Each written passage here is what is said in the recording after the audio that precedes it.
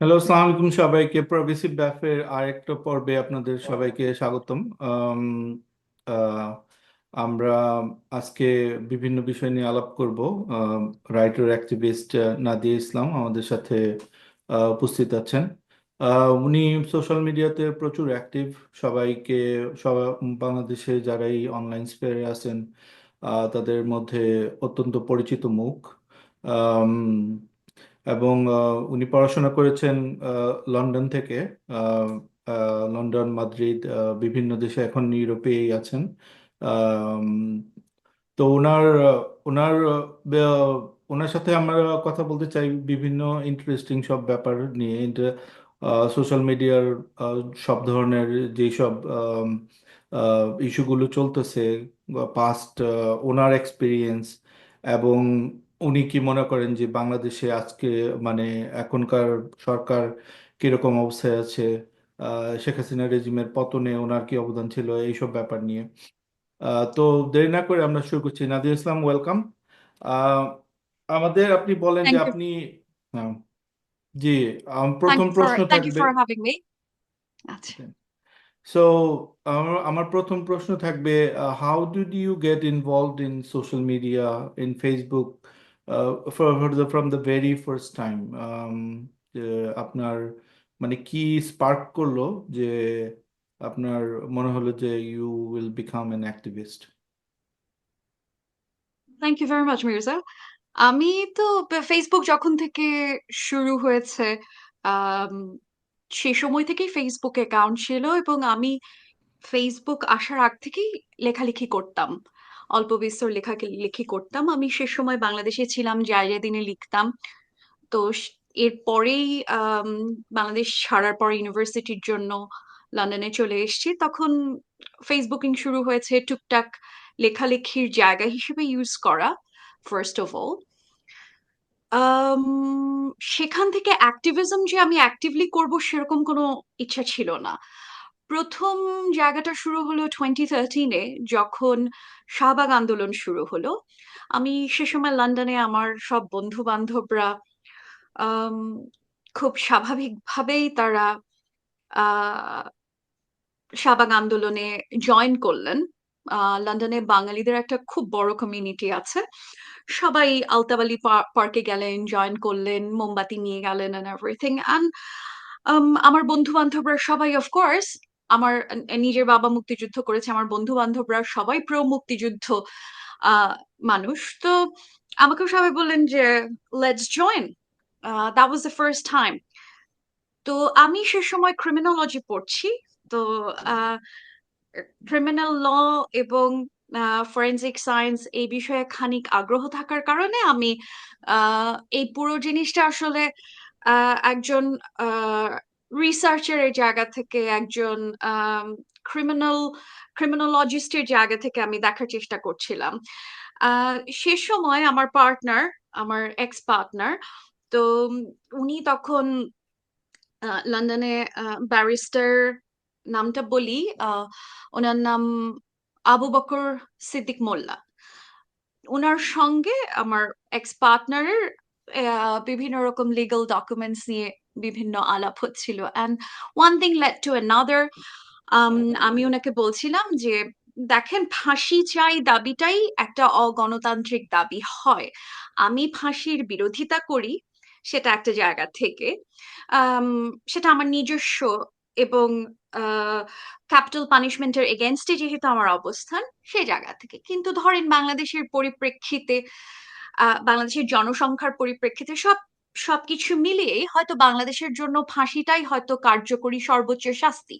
That I understand. কিন্তু আমার কাছে যেটা মনে হয়েছে প্রাথমিকভাবে, যে ফাঁসি চাই দাবি একটা অগণতান্ত্রিক দাবি।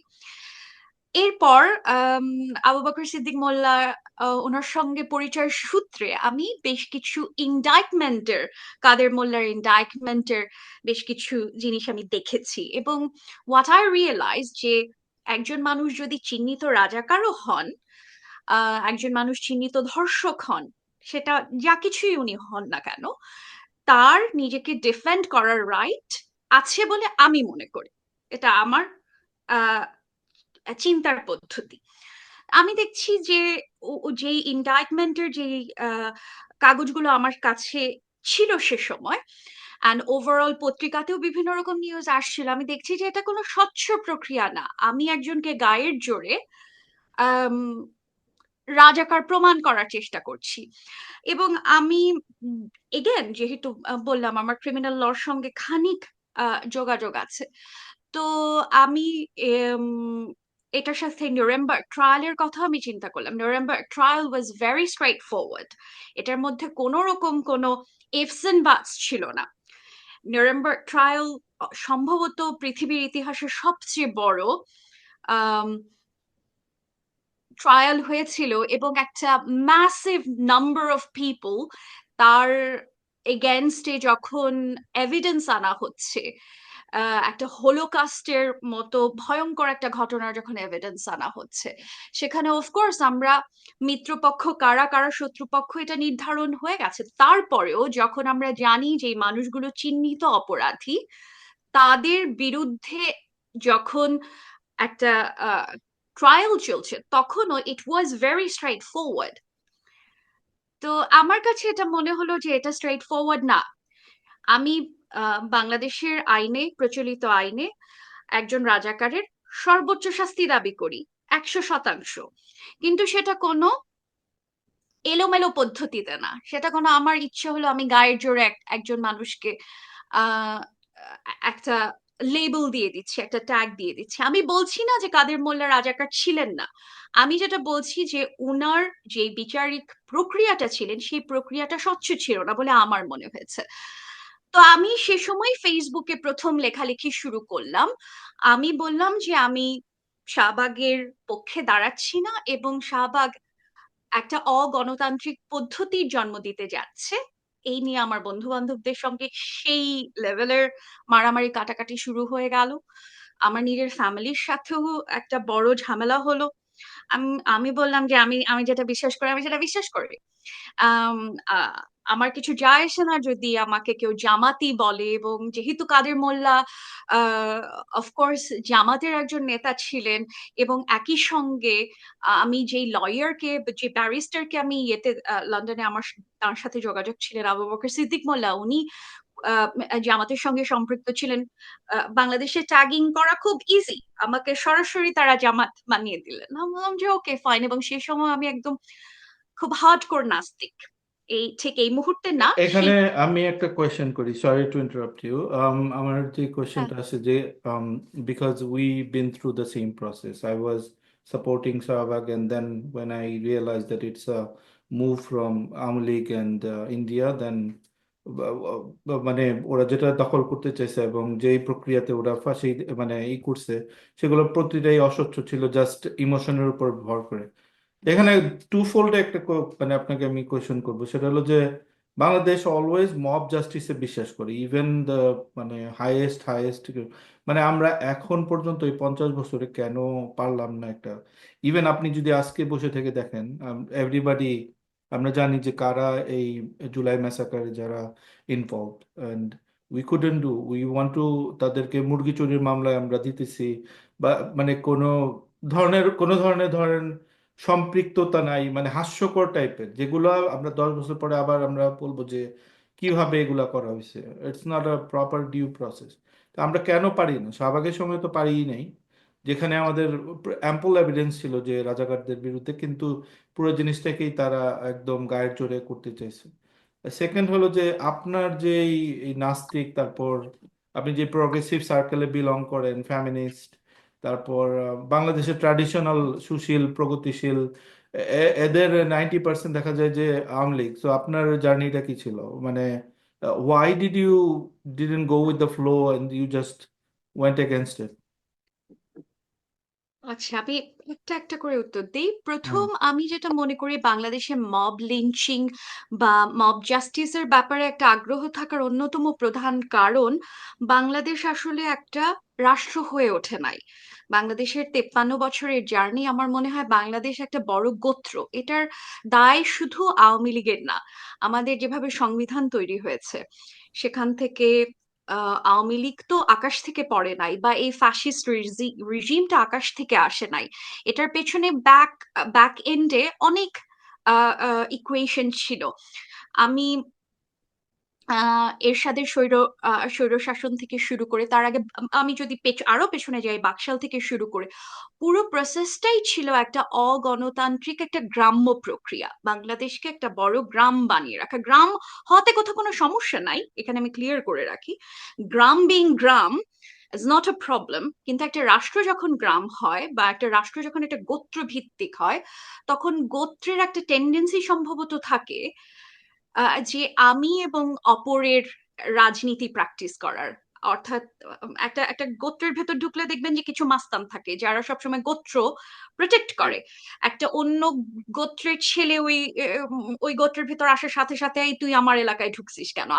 আমার এলাকার মেয়ের সাথে তোর কিসের সম্পর্ক?" এই ধরনের এক ধরনের মাস্তানির যে টেন্ডেন্সি, সেটা আমার মনে হয় গোত্র গ্যাং মেথড। ভিত্তিক আমাদের সমাজ হওয়ার কারণে আমাদের মব লিঞ্চিং এর একটা টেন্ডেন্সি আছে। আমরা কোনো কিছু হলেই আমরা একজনকে পিটিয়ে মেরে ফেলবো, এটার সামনে পেছনে কোনো কিছু চিন্তা না করে, আম, আহ, এবং যে কোনো একটা বাক্সবন্দি চিন্তা করার যে, ওয়েল, আমি আসলে কাদের মোল্লার পক্ষে কথা বলছি, লেটস সে আমি কাদের মোল্লার পক্ষে কোনোদিনই কথা বলিনি, বাট লেটস সে আমি বলছি, তার মানে হচ্ছে ও কাদের মোল্লার পক্ষের লোক। আমি শাহবাগের বিরোধিতা করছি, তার মানে হচ্ছে আমি প্রো পাকিস্তানি। এটা আমার মনে হয় গোত্রের টেন্ডেন্সি। কারণ গোত্র সব সময় একটা আহ, আহ, এক লেয়ারের, এক ডিমেনশনে চিন্তা করতে ভালোবাসে, এবং আওয়ামী লীগের ক্ষেত্রেও তাই। সেকুলার রাজনীতি বলেন, কোট আনকোট সেকুলার রাজনীতি, বাংলাদেশে তো কোথাও কোনো সেকুলার রাজনীতি নাই। বাংলাদেশে যারা সেকুলার আছে তারা ধরেন আওয়ামী লীগের পারপাস সার্ভ করেছে, এবং সেটা টু সাম এক্সটেন্ট হিন্দুত্ববাদী একটা হিন্দুত্ববাদী একটা বয়ান প্রতিষ্ঠা করার রাজনীতি। এখানে আমি কোনো জায়গায় আমি দেখি না যে বাংলাদেশে কোনো জায়গায় কেউ সেকুলার। যারা নাস্তিকরা আছেন তারাও সেকুলার। হুম এটা হুম আমি এটা আমার পার্সোনাল ওপিনিয়ন। আর আমি কিভাবে এই এই আওয়ামী লীগের রাজনীতি বা সেকুলার জায়গা থেকে আহ, বের হয়ে এসে, আমার মনে হয় আমি একলা না, এরকম অনেকেই আছেন। আমার পুরো ফ্যামিলি আওয়ামী লীগের ফ্যামিলি, আওয়ামী লীগের সরাসরি রাজনীতি করা ফ্যামিলি।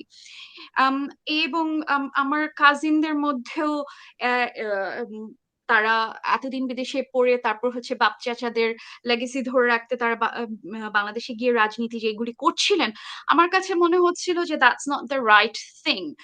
এক, আর উম, যেহেতু ফ্যামিলির থ্রুতে আমি বিষয়টা দেখেছি, আমার মনে হয় যে আমি খুব নোংরা জায়গাগুলি খুব ইজিলি রেকগনাইজ করতে পেরেছি, যে আসলে বাংলাদেশে যারা সত্যি সত্যি রাজনীতি করেন, বা সত্যি সত্যি যারা ধরেন মানুষকে ভালোবাসেন, আমি দেশের পরে আসছি, মানুষকে যারা ভালোবেসে একটা কাজ করতে যাচ্ছেন, তাদের সংখ্যা খুব কম।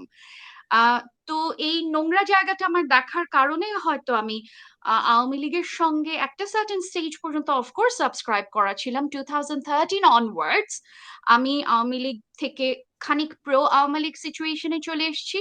2018-এ আমি একদম সরাসরি যখন ইলেকশন হলো, এবং আমার চাচা, আমার বাবার বড় ভাই, উনি সেই ইলেকশনে ইনভলভ ছিলেন, তো আমি চোখের সামনে সেই জিনিসপত্র দেখার পর আমি যেটা বলেছি যে, আমি ফেসবুকেই তখন প্রকাশ্যে বলেছি যে আমি এই এই এই যদি ত্যায্য করার কোনো, উল্টো পাশে ত্যায্য করার কোনো সিস্টেম থাকে, বাবা মা চাচা চাচি এদের ত্যায্য করার কোনো সিস্টেম থাকে, আমি সেই কাজটা করব। আমার এদের সাথে কোথাও কোনো সম্পর্ক নাই। এটা আমার সেই সময়কার একটা স্ট্যান্ড ছিল, এবং সেটা এখনো আছে। আমি কোনোদিন আমার আওয়ামী লীগ ব্যাকগ্রাউন্ডের কাছ থেকে এক লাইনের কোনো সাহায্য নেই। ইভেন ধরেন যখন মানুষের বাসায় টিকিট গুলো চলে আসে, ধরেন ক্লাসিক্যাল ফেস্টে যাওয়ার টিকিট বা এই জাতীয় খুব ছোট ছোট ছোট ছোট জিনিসের উদাহরণ দিচ্ছি, I never took any help from any of my family members. তো আমার মনে হয় যে এটা, এই ইন্টিগ্রিটির জায়গাটা, এটা অনেকেরই আছেন। এটা এমন না যে আমার কাছে খুব, আমি খুব স্পেসিফিক ভাবে আহ এই আওয়ামী রেজিমের ভেতর দিয়ে এসে আমি রেজিমের বিরুদ্ধে দাঁড়াচ্ছি। আমার আশেপাশে প্রচুর বন্ধুরা আছে আম, হিন্দু ফ্যামিলি থেকে এসেছেন, এবং আপনারা জানেন যে ঐতিহাসিকভাবে হিন্দুদের সাথে আওয়ামী লীগের এক ধরনের ভালো সম্পর্ক ছিল, বা হয়তো এখনো আছে টু সাম এক্সটেন্ট। তো সেখান থেকে আমার সনাতন ধর্মাবলম্বী বন্ধুরা, তারা একসময় রিয়েলাইজ করছেন যে যাদেরকে একসময় মনে করা হতো যে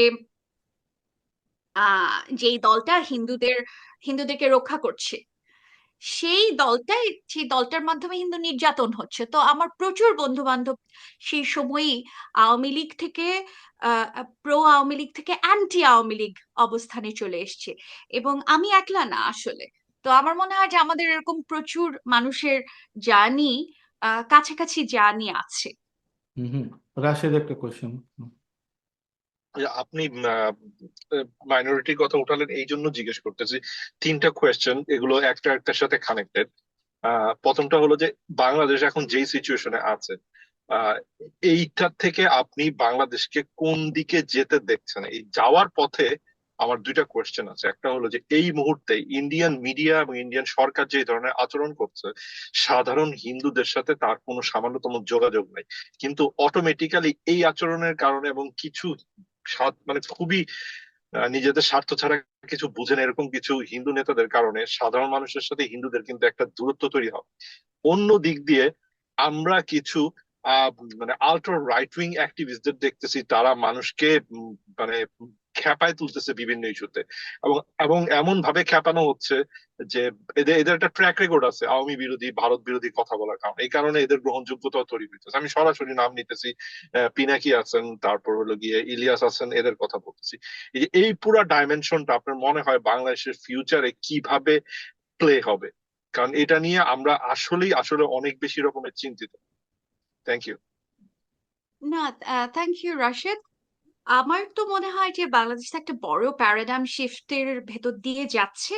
এটা শুধু বাংলাদেশের জন্য না, এটা আসলে উপমহাদেশের জন্য, ভারতীয় উপমহাদেশের জন্য একটা প্যারাডাইম শিফটিং অভিজ্ঞতা। এবং আমার কাছে মনে হয় এটা এটা আমার ব্যক্তিগত অবজারভেশন বলছি, যে ঠিক 69-এর গণ অভ্যুত্থান যেরকম হলো, অফকোর্স আমি সে সময় জন্মাইনি, আমার কাছে ওই ঘটনাটার রিপিটেশন মনে হচ্ছে।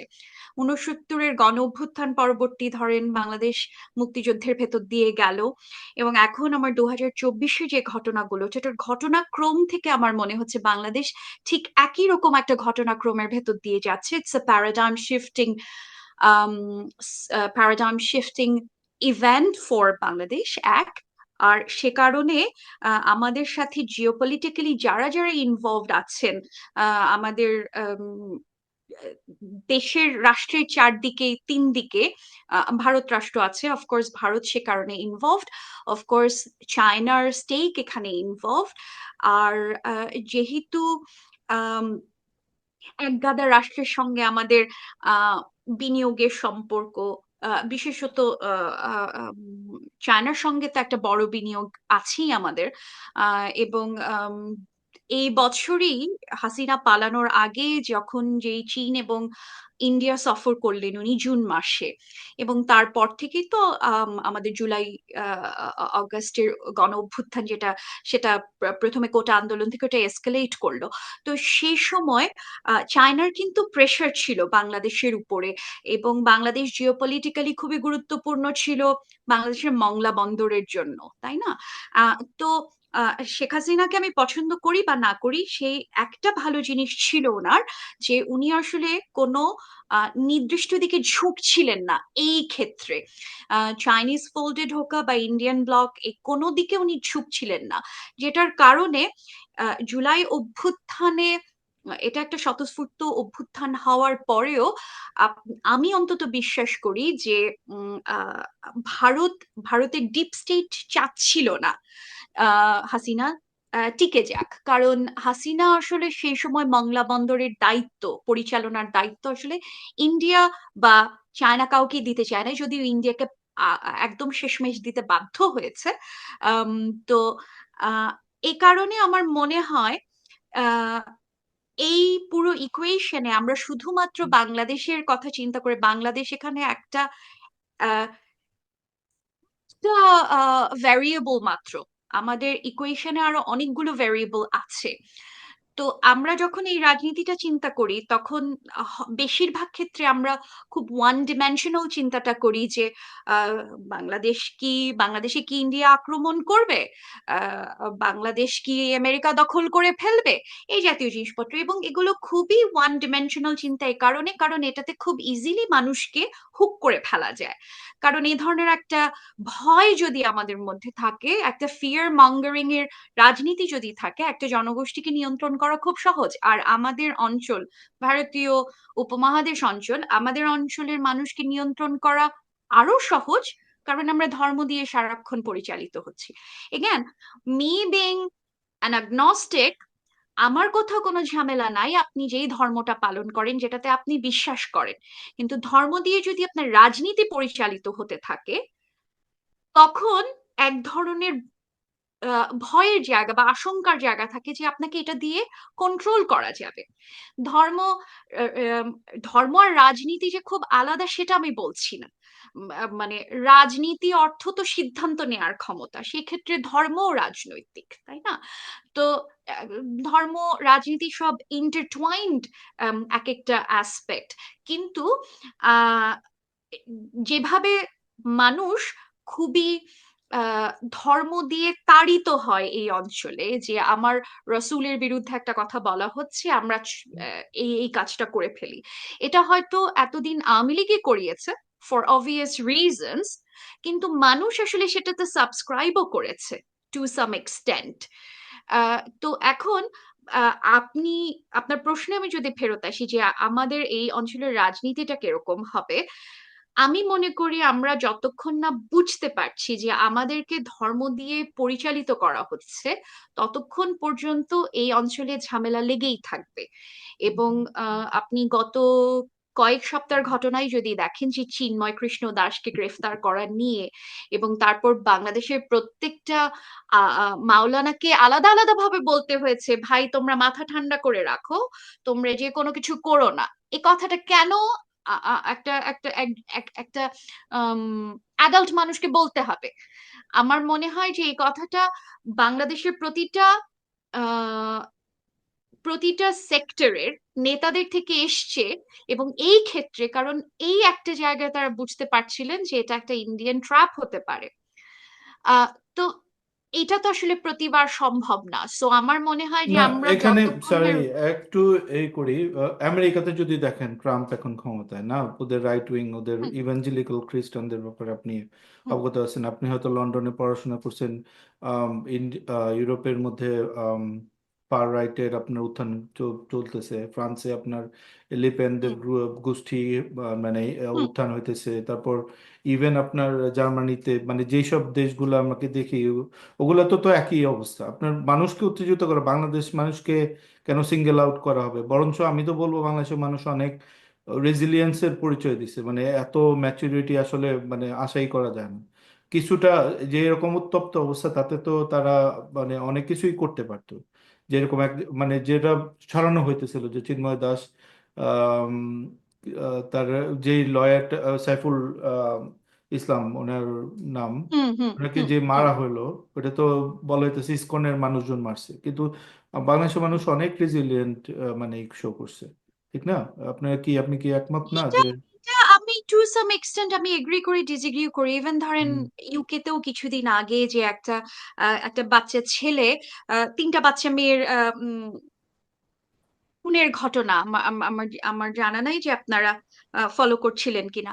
তো তিনটা ছোট ছোট বাচ্চা মেয়ে খুন হয়, এবং একটা টুইটারের একটা টুইটার না, সরি, এক্স এর একটা পোস্টে বলা হয় যে এটা একটা, এবং নামটা একটা মুসলিম নাম ছিল, যে একজন অ্যাসাইলাম সিকার, একটা মুসলিম নাম, তার সাথে আলী আছে নামটার মধ্যে, এই ইয়া, মানুষটাই খুনগুলো, হ্যাঁ, খুনগুলোর জন্য দায়ী। পরবর্তীতে দেখা যায় যে না, সেই ছেলেটা ওয়েলসেরই একটা ছেলে অ্যান্ড এভরিথিং।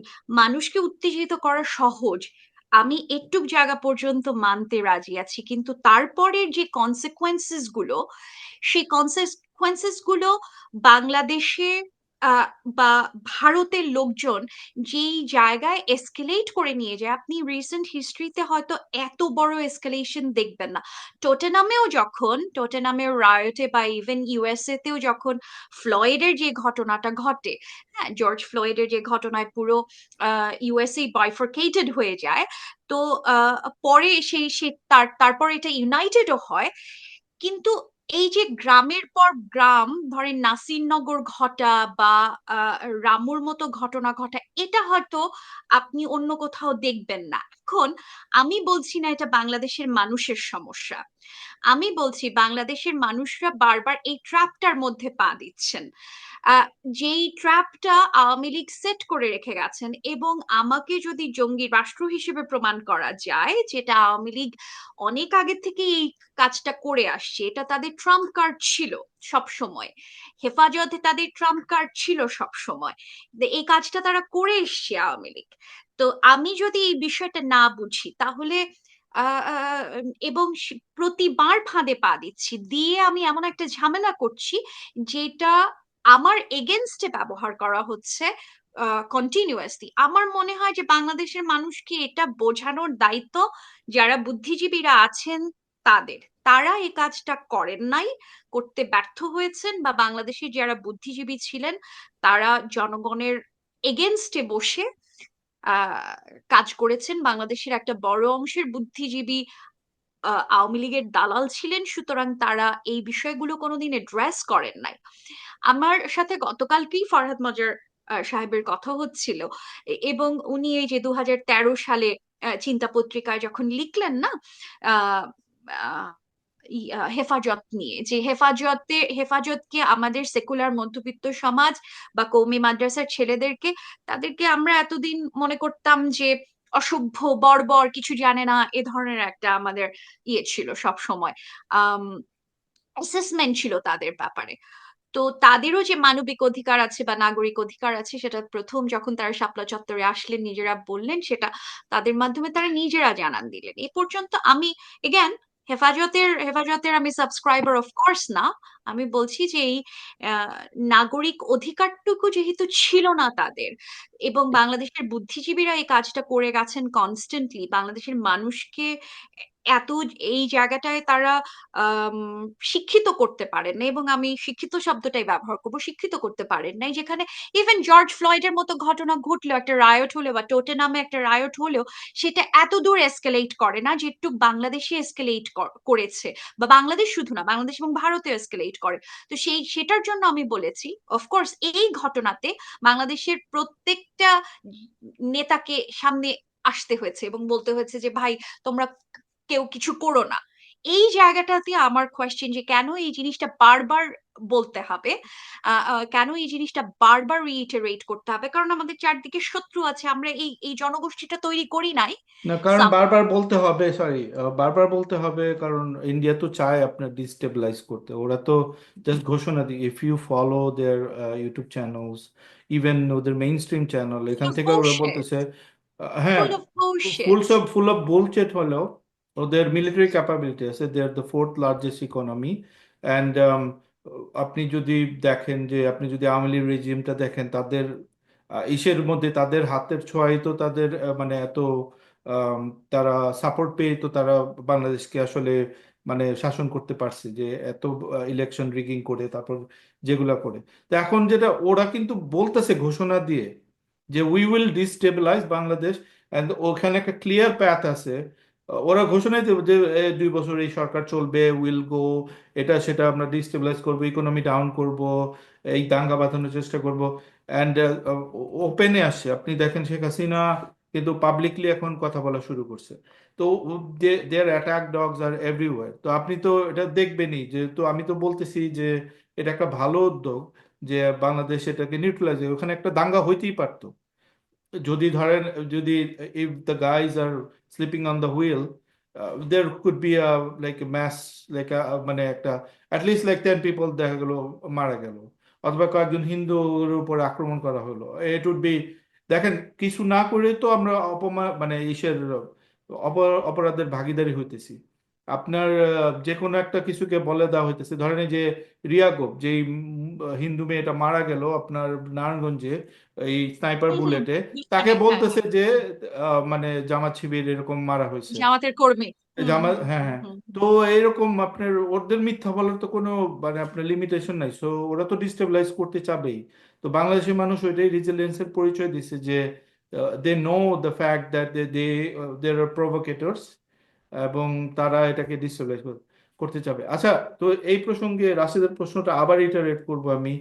এই যারা ধরেন এই আন্দোলনগুলো করলো, যারা এত এই 15 বছর আমাদের রেজিমের বিরুদ্ধে কথা বললো, you know them, all this known faces, যারা যারা যারা ব্যক্তিগতভাবে অনেক ক্ষতিগ্রস্তের শিকার এবং যাদের ভয়েস মানে মানুষ অনেক শুনতো, this guys want to destabilise Bangladesh, এবং they are playing hands in, I would say directly to India's like plan. যদি আপনি প্ল্যানটা মানেন, ইউল সি দ্যাট প্রথম আলোতে আপনি গিয়ে গরু জবাই করা বা ওখানে আপনার ধস্তাধস্তি করা, প্রথম আলো পোড়ানো, ওদের অফিস ভাঙচুর করা, তারপর আপনার এই ধরনের মানে just trying to unstable the country, এগুলো তো you are basically playing the hand.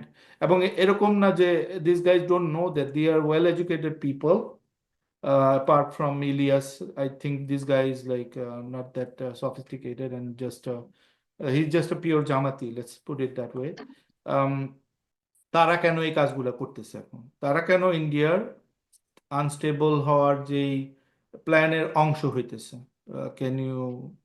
আমি এটা এটা এই ঠিক এইভাবেই বলতে রাজি না যে আনস্টেবল হওয়ার প্ল্যানের অংশ হচ্ছে। বাংলাদেশকে ইন্ডিয়া ডিস্টেবল করতে গেলে ইন্ডিয়া আসলে নিজেও ঝামেলায় পড়বে। ইন্ডিয়ার নিজের অবস্থা যে খুব ভালো তা না। ইন্ডিয়ার বিভিন্ন স্টেট তারা নিজেরা ইমপ্লোড করার জন্য রেডি হয়ে বসে আছে। কাশ্মীরের গল্প আপনি জানেন। অন্যান্য বিভিন্ন অঞ্চলের মণিপুর। আমাদের সেভেন সিস্টার্স, হ্যাঁ সেভেন সিস্টার্স এরটা একটু পরে আসছি। তো হুম। ইন্ডিয়া ইমপ্লোড হওয়ার জন্য অনেকগুলো রাষ্ট্র বসে আছে। এখানে যদি আহ, আহ, বাংলাদেশকে ডিস্টেবল করে, এগুলো আমার মনে হয় যেগুলো হুম্বি তম্বি ছাড়ার কিছু না। এক, এটা আমার পার্সোনাল ওপিনিয়ন। এটা একটা পাওয়ার প্লেইং এর পার্ট, এবং সেটা তারা করছে। তো কারণ একটা একটা বড় রাষ্ট্র একটা ছোট রাষ্ট্রের পাশে আছে, তার অর্থ এই না যে ইন্ডিয়া আমাদের সঙ্গে আহ ঝামেলা করলে আমরাই ঝামেলাতে পড়বো। কারণ সম্পর্কগুলি এখন আজকের পৃথিবীতে সবই দ্বিপাক্ষিক বা বহুপাক্ষিক, তাই না? এখন একটা ইম্পোজ করা একটা ঝামেলা যদি আজকে ইন্ডিয়া আমাদের উপর ইম্পোজ করে, আপনি বলতে চান যে এই জিনিসটা ইজিলি পৃথিবীতে মানে ইন্ডিয়া বাংলাদেশকে অ্যাটাক করেছে বা ডিস্টেবল করেছে, আর বাকি প্লেয়াররা যারা পাওয়ার প্লেয়ার আছে তারা চুপ করে বসে থাকবে? অফকোর্স না। চায়না এখানে বড় একজন পাওয়ার প্লেয়ার আছে। ইন্ডিয়া বাংলাদেশকে কোন রকম ভাবে ডিস্টেবল করার চেষ্টা করলে চায়না ও গেট ইনভলভ। সো ইন্ডিয়া এই কাজটা করবে না, একটু আমার ধারণা। তার নিজের সম্পর্কে তার আইডিয়া আছে, তার নিজের অর্থনীতি সম্পর্কেও তার আইডিয়া আছে।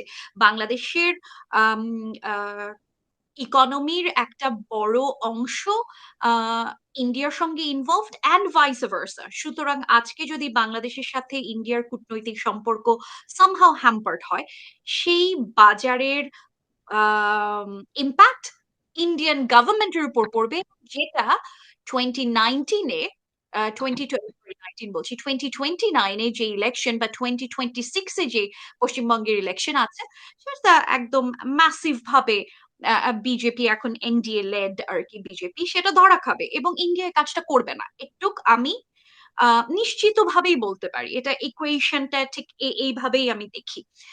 এখন আম, অন্য যে ইয়েটা, যে সেকেন্ড পার্টের যে আপনার কোয়েশ্চেনটা, যে বাংলাদেশের যারা ছাত্র ছাত্র জনতার আন্দোলনের যারা মুখ্য ভূমিকায় ছিলেন, যেই ছেলেমেয়েরা, তাদের একটা বড় অংশ, আমি বলবো ফ্র্যাকশন, নট এভরিওয়ান, একটা ফ্র্যাকশন হয়তো এই বিষয়টা চিন্তা না করেই, আপনি বলছেন যে হয়তো এটা চিন্তা করে, আমি যেহেতু জানি না, যেহেতু আমার এই এভিডেন্সটা নাই, সেজন্য আমি বলবো হয়তো এই রিপারকাশনটা চিন্তা না করে তারা বেশ কিছু কাজ করছে। আহ, আহ, আম, যেরকম ধরেন আপনি যে ইয়েটা বললেন, আম, ইন্ডিয়াকে উস্কে দেয়া, তাই না? এই বিষয়টাই হচ্ছে যে প্রথম আলোর অফিসের সামনে যে গরু জবাই করা অ্যান্ড স্টাফ, এবং এটার পেছনে তো একটা বড় অংশই আসলে ইন্ডিয়ার পিনাকি পতাকা মারানো, পতাকার উপর দিয়ে হাঁটা, হ্যাঁ, এটা। পতাকা মারানো। এটার কনসিকুয়েন্সেস কি? এই ছাত্র আন্দোলনের প্রথম সারির যারা নেতারা ছিলেন বা ছাত্ররা ছিলেন বা ছাত্রীরা ছিলেন, তারা কি জানেন না নাকি? নিশ্চয়ই জানেন। এখন যেটা হচ্ছে, এখানে একটা বড় অংশ আছে, আপনি এটা মানেন বা না মানেন, এই যারা ইনফ্লুয়েন্সড পিনাকি ভট্টাচার্য দিয়ে বা ইলিয়াস হোসেনকে দিয়ে, যারা ইনফ্লুয়েন্সড এবং তাদের একটা ম্যাসিভ প্ল্যাটফর্ম আছে এবং তারা ব্রেইন ওয়াশড। এখন ধরেন গোয়েবলস ঠিক যেই পদ্ধতিতে কাজ করেছে সেকেন্ড ওয়ার্ল্ড ওয়ারের সময়, আমি মনে করি পিনাকি ভট্টাচার্য এবং ইলিয়াস হোসেন এরা ঠিক একই পদ্ধতিতে একই জিনিসে রিইটারেট করতে করতে করতে করতে একটা মিথ্যাকে 500 বার আপনি বলে সত্য প্রমাণ করছেন যে আমার সবচেয়ে বড় শত্রু ইন্ডিয়া। আমি বলছি না ইন্ডিয়া আমার বন্ধু, কোনো রাষ্ট্রের বন্ধু হতে পারে না। আজকের গ্লোবাল ভিলেজে কেউ কারো বন্ধু না, কেউ কারো শত্রু না, প্রত্যেকের সাথে প্রত্যেকের স্টেক আছে। ইন্ডিয়া আমাদের সঙ্গে যেভাবে ট্রিট করেছে অর্থনৈতিকভাবে, সেটা কোনো ফেয়ার ট্রিটমেন্ট না। পানিতে যেভাবে ইন্ডিয়া আমাদেরকে ট্রিট করে, ফারাক্কাতে যেভাবে ট্রিট করে, টিপাইমুখে যেভাবে ট্রিট করে, এটা আন্তর্জাতিক চুক্তির লঙ্ঘন। এটা ইন্ডিয়া স্বীকার করুক বা না করুক, ইন্ডিয়া গায়ের জোরে কাজটা করে আসে, এটা কোনো ফেয়ার ট্রিটমেন্ট। ওপেন মার্কেটে যে সুবিধা ইন্ডিয়া আমাদের কাছ থেকে নিচ্ছে, সেটা ফেয়ার ট্রিটমেন্ট না। আমাদের বর্ডারে যা যা হচ্ছে, সেটা কোনো বন্ধু রাষ্ট্রের সম্পর্ক না, আমি একটু নিশ্চিতভাবেই বলছি। কিন্তু এর বাইরে ধরেন আপনি একটা রাষ্ট্রের সাথে, ভারত রাষ্ট্রের সাথে বাংলাদেশ রাষ্ট্রের যে কূটনৈতিক সম্পর্কটা, এটা তো আসলে ভারত রাষ্ট্রের যে বুদ্ধিজীবীরা আছেন, নীতি নির্ধারকরা আছেন, যারা পলিসি মেকাররা আছেন, ভার্সেস বাংলাদেশ রাষ্ট্রের যারা পলিসি মেকাররা আছেন, তারা বুঝবেন, তাই না? যে আমরা আমাদের রাষ্ট্রকে, আমরা যখন একটা চুক্তি করতে যাচ্ছি, তখন আমার কতদূর আমি ছাড় দিচ্ছি, এবং এই যে ধরেন আমি মোংলা বন্দর পরিচালনার যে দায়িত্বটা দিচ্ছি, বা আমি হাসিনা যাওয়ার আগেই রেল লাইনের যে আলাপটা এসেছিল, যে কতদূর আমি পাচ্ছি এবং কতদূর তার এগেনস্টে আপনি আমাকে দিচ্ছেন, এবং সেটা একটা লেভেল প্লেইং ফিল্ডে আসতে হবে। বাংলাদেশ এটা কোনো সময়ই ছিল না, তাই না? কিন্তু তার অর্থ এই না যে ভারত ভারত আমাদের অন্যতম প্রধান শত্রু, বা ভারতের মানুষ আমাদের শত্রু, বা ভারতের মানুষের সাথে আমাদের আহ আহ যুদ্ধ চলছে। পণ্য বয়কটের যে একটা আলাপ এসেছিল, আমি পিনাকিরাই এই কাজটা শুরু করেছেন। এবং সেটা কখন শুরু করেছেন আপনি খেয়াল করেন, পিনাকিরা এই কাজটা শুরু করেছেন 2024-এর নির্বাচনের একটু একটু আগে। এবং তাতে যে ঘটনাটা ঘটে, get the data, get the statistics, মানুষ তো এই জিনিসপত্র দেখে না আসলে, এবং এগেন খুব ইউনি ডিমেনশনে মানুষ চিন্তা করে। এই পুরো ঘটনার কারণে বা ভারতে জিনিসের দাম, নিত্য প্রয়োজনীয় জিনিসের দাম কমে যায়, যেটার কারণে যে বিজেপির অবস্থা খুবই খারাপ ছিল। যদিও ধরেন কংগ্রেসের একটা কংগ্রেস সেন্ট্রালাইজ ছিল না, যেটা বিএনপির ব্যাপারে আমার সমালোচনা, যে বিএনপি সেন্ট্রালাইজ হতে পারে না, ঠিক একই জায়গায় কংগ্রেস সেন্ট্রালাইজড ছিল না, ঠিক আছে, কিন্তু তারপরেও বিজেপির কিন্তু 2024-এ ক্ষমতায় আসতে ঝামেলা করতে হয়েছে। পশ্চিমবঙ্গে তারা মাত্র 12টা সিট পেয়েছিল কিন্তু, হ্যাঁ। হুম। আহ, এবং খুব কষ্ট করতে হয়েছে তাদেরকে, এবং কিন্তু তারপরে তারা ক্ষমতায় আসতে পেরেছে, আমি মনে করি পিনাকি ভট্টাচার্যরা ছিলেন বলে।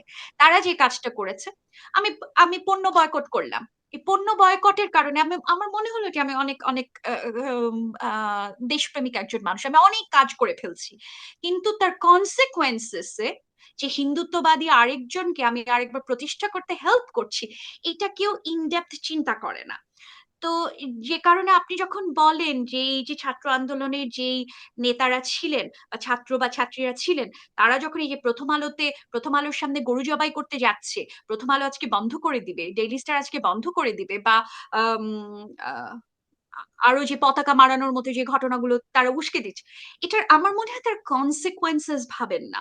বা এটার সবসময় অনেকটা জায়গায় থাকে যে ওরা করছে আমরাও করবো, এক ধরনের হ্যাঁ, প্রতিযোগিতামূলক। টিট ফর ট্র্যাট। আপনি খুবই ভালো বলছেন যে যেই পয়েন্টটা, যে আপনার ওদের নির্বাচনে হেল্প হয় এবং ওদের নির্বাচনের জন্য ই করে।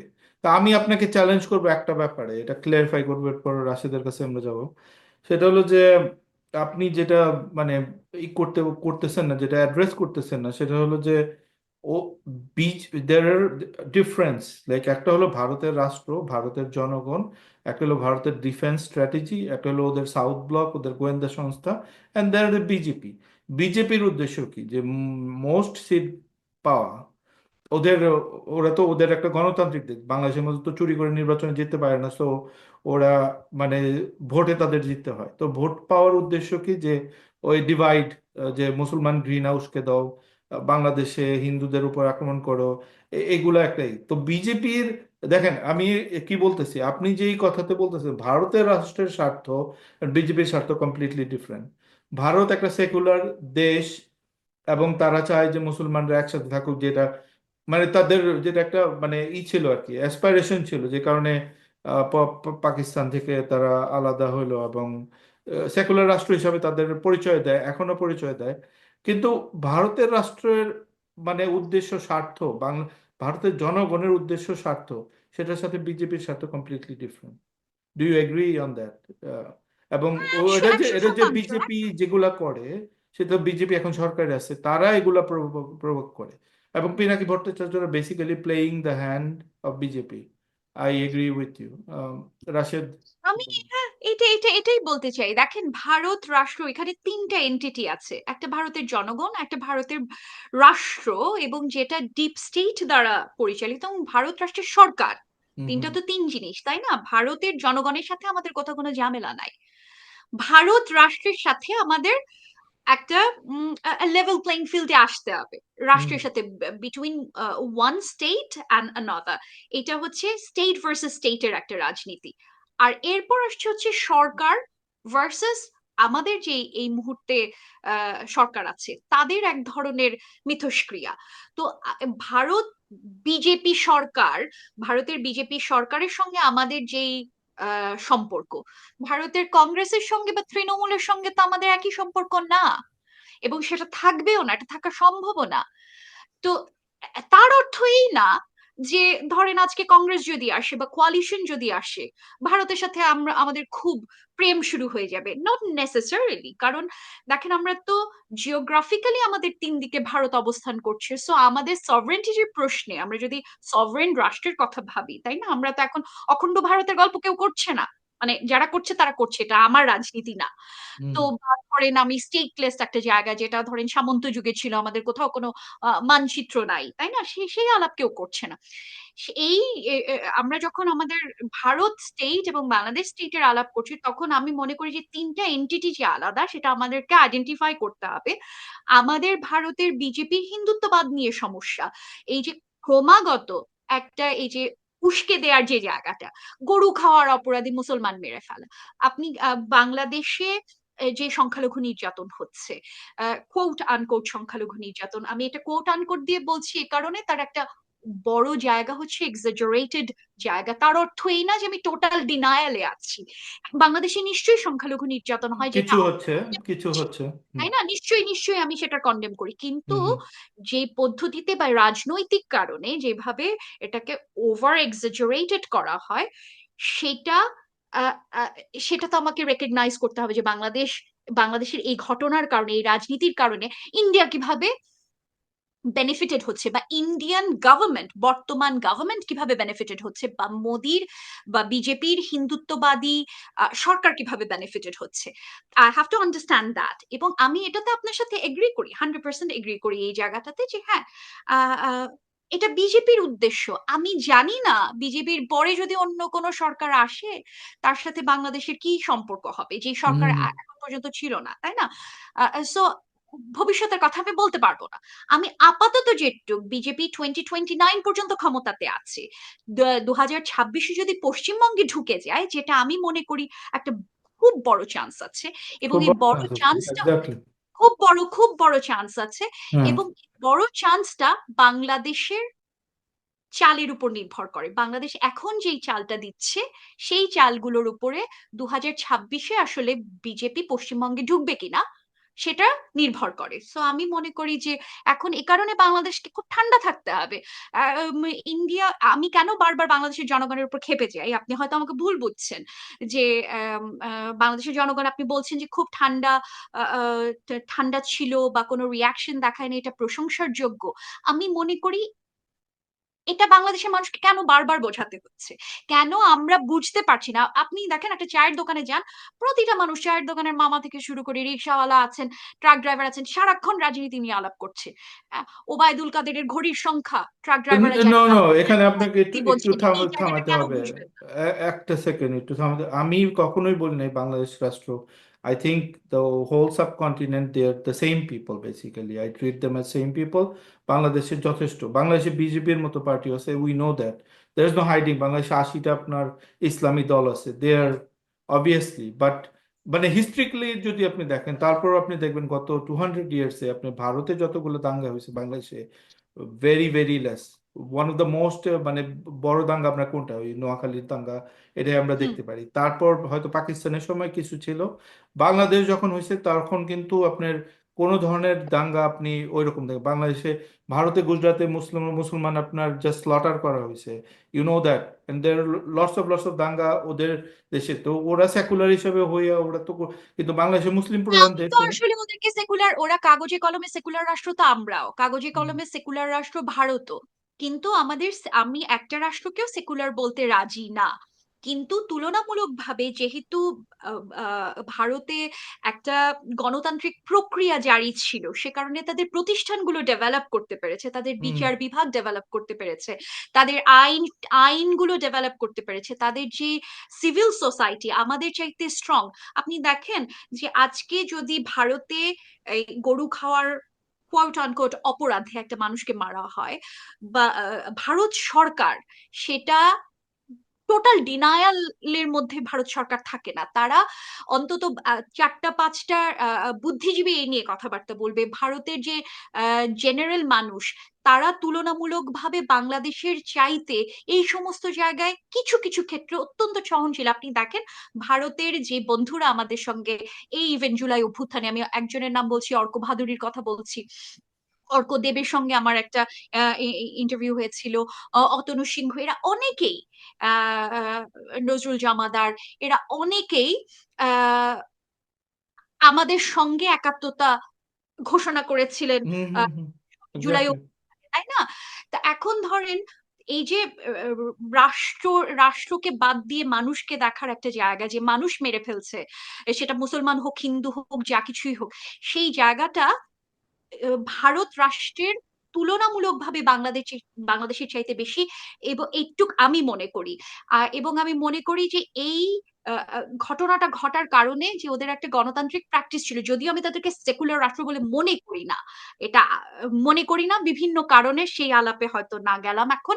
কিন্তু আমি মনে করি একটা প্র্যাকটিস যেহেতু তাদের ছিল, তাদের বিচারিক প্রক্রিয়াটা, বিভিন্ন প্রতিষ্ঠান ডেভেলপ করতে পেরেছে, সে কারণে আহ, সংখ্যালঘু নির্যাতন হওয়ার সাথে সাথে রাষ্ট্র সেটাকে ধামাচাপা যদি দিতেও চায়, এই যে মণিপুরে যেই যেই ইন্ডিয়ান আর্মি যে ঘটনাটা ঘটাচ্ছে, মাইতিদের উপর, আদিবাসীদের উপর যে যেই নির্যাতন চালাচ্ছে, সেই নিয়ে ইন্ডিয়ার নিজের মানুষ কিন্তু সচেতন, তারা এটা নিয়ে কথা বলছে, তাই না?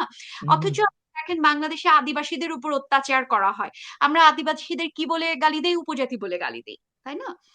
তো মানুষ বলে মনে করি না, তাদের খাবার দাবার নিয়ে আমরা হাসাহাসি করি। এখন ধরেন এটা তো এক ধরনের নির্যাতন, একটা জনগোষ্ঠীকে আপনি মানসিক ভাবে নির্যাতন করছেন।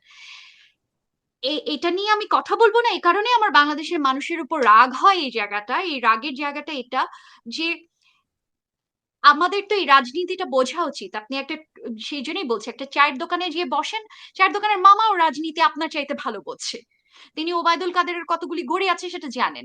তাহলে এই বিষয়টা কেন আপনি বুঝবেন না যে আপনাকে প্লে করা হচ্ছে, আপনি প্রতিবার ফাঁদে পা দিচ্ছেন, দিয়ে আরেকজনের রাজনীতিটা শক্ত করছেন? এটা হচ্ছে আমার রাগের জায়গা, যে ভাই তুমি না, কেন বোঝো? এটা এটা একটু ধরেন এই যে, আচ্ছা আমি ডায়াল ডাউন টু একদম বেসিক ব্যাপারে। Hate is winning, right? আপনি আপনার যেই হুম। কথাগুলো, যে এ ধরেন পিনাকিদের লক্ষ লক্ষ ফলোয়ার আছে, তাদের কথা অনেকেই শুনে। আমার কথা বলেন বা আপনার কথা বলেন, we are in the same page, বা আমাদের মতো যারাই প্রগ্রেসিভ আছেন বা অথবা সেন্ট্রিস্ট আছেন অথবা সেন্টার লেফটে যারা আছেন, তাদের কয়জন ফলোয়ার কয়জন। কেন আমরা প্রোপাগান্ডার মানে এই বুঝি না, বা আমাদের পক্ষে প্রোপাগান্ডা কি, যে যদি বলি বলি আমরা যে উই ওয়ান্ট টু ক্রিয়েট মানে রিলেশনশিপ উইথ ভারতের জনগণ, তখন কিন্তু আপনার হুম আমাদের ট্যাগ দেওয়া হবে যে আমরা ভারতের দালাল।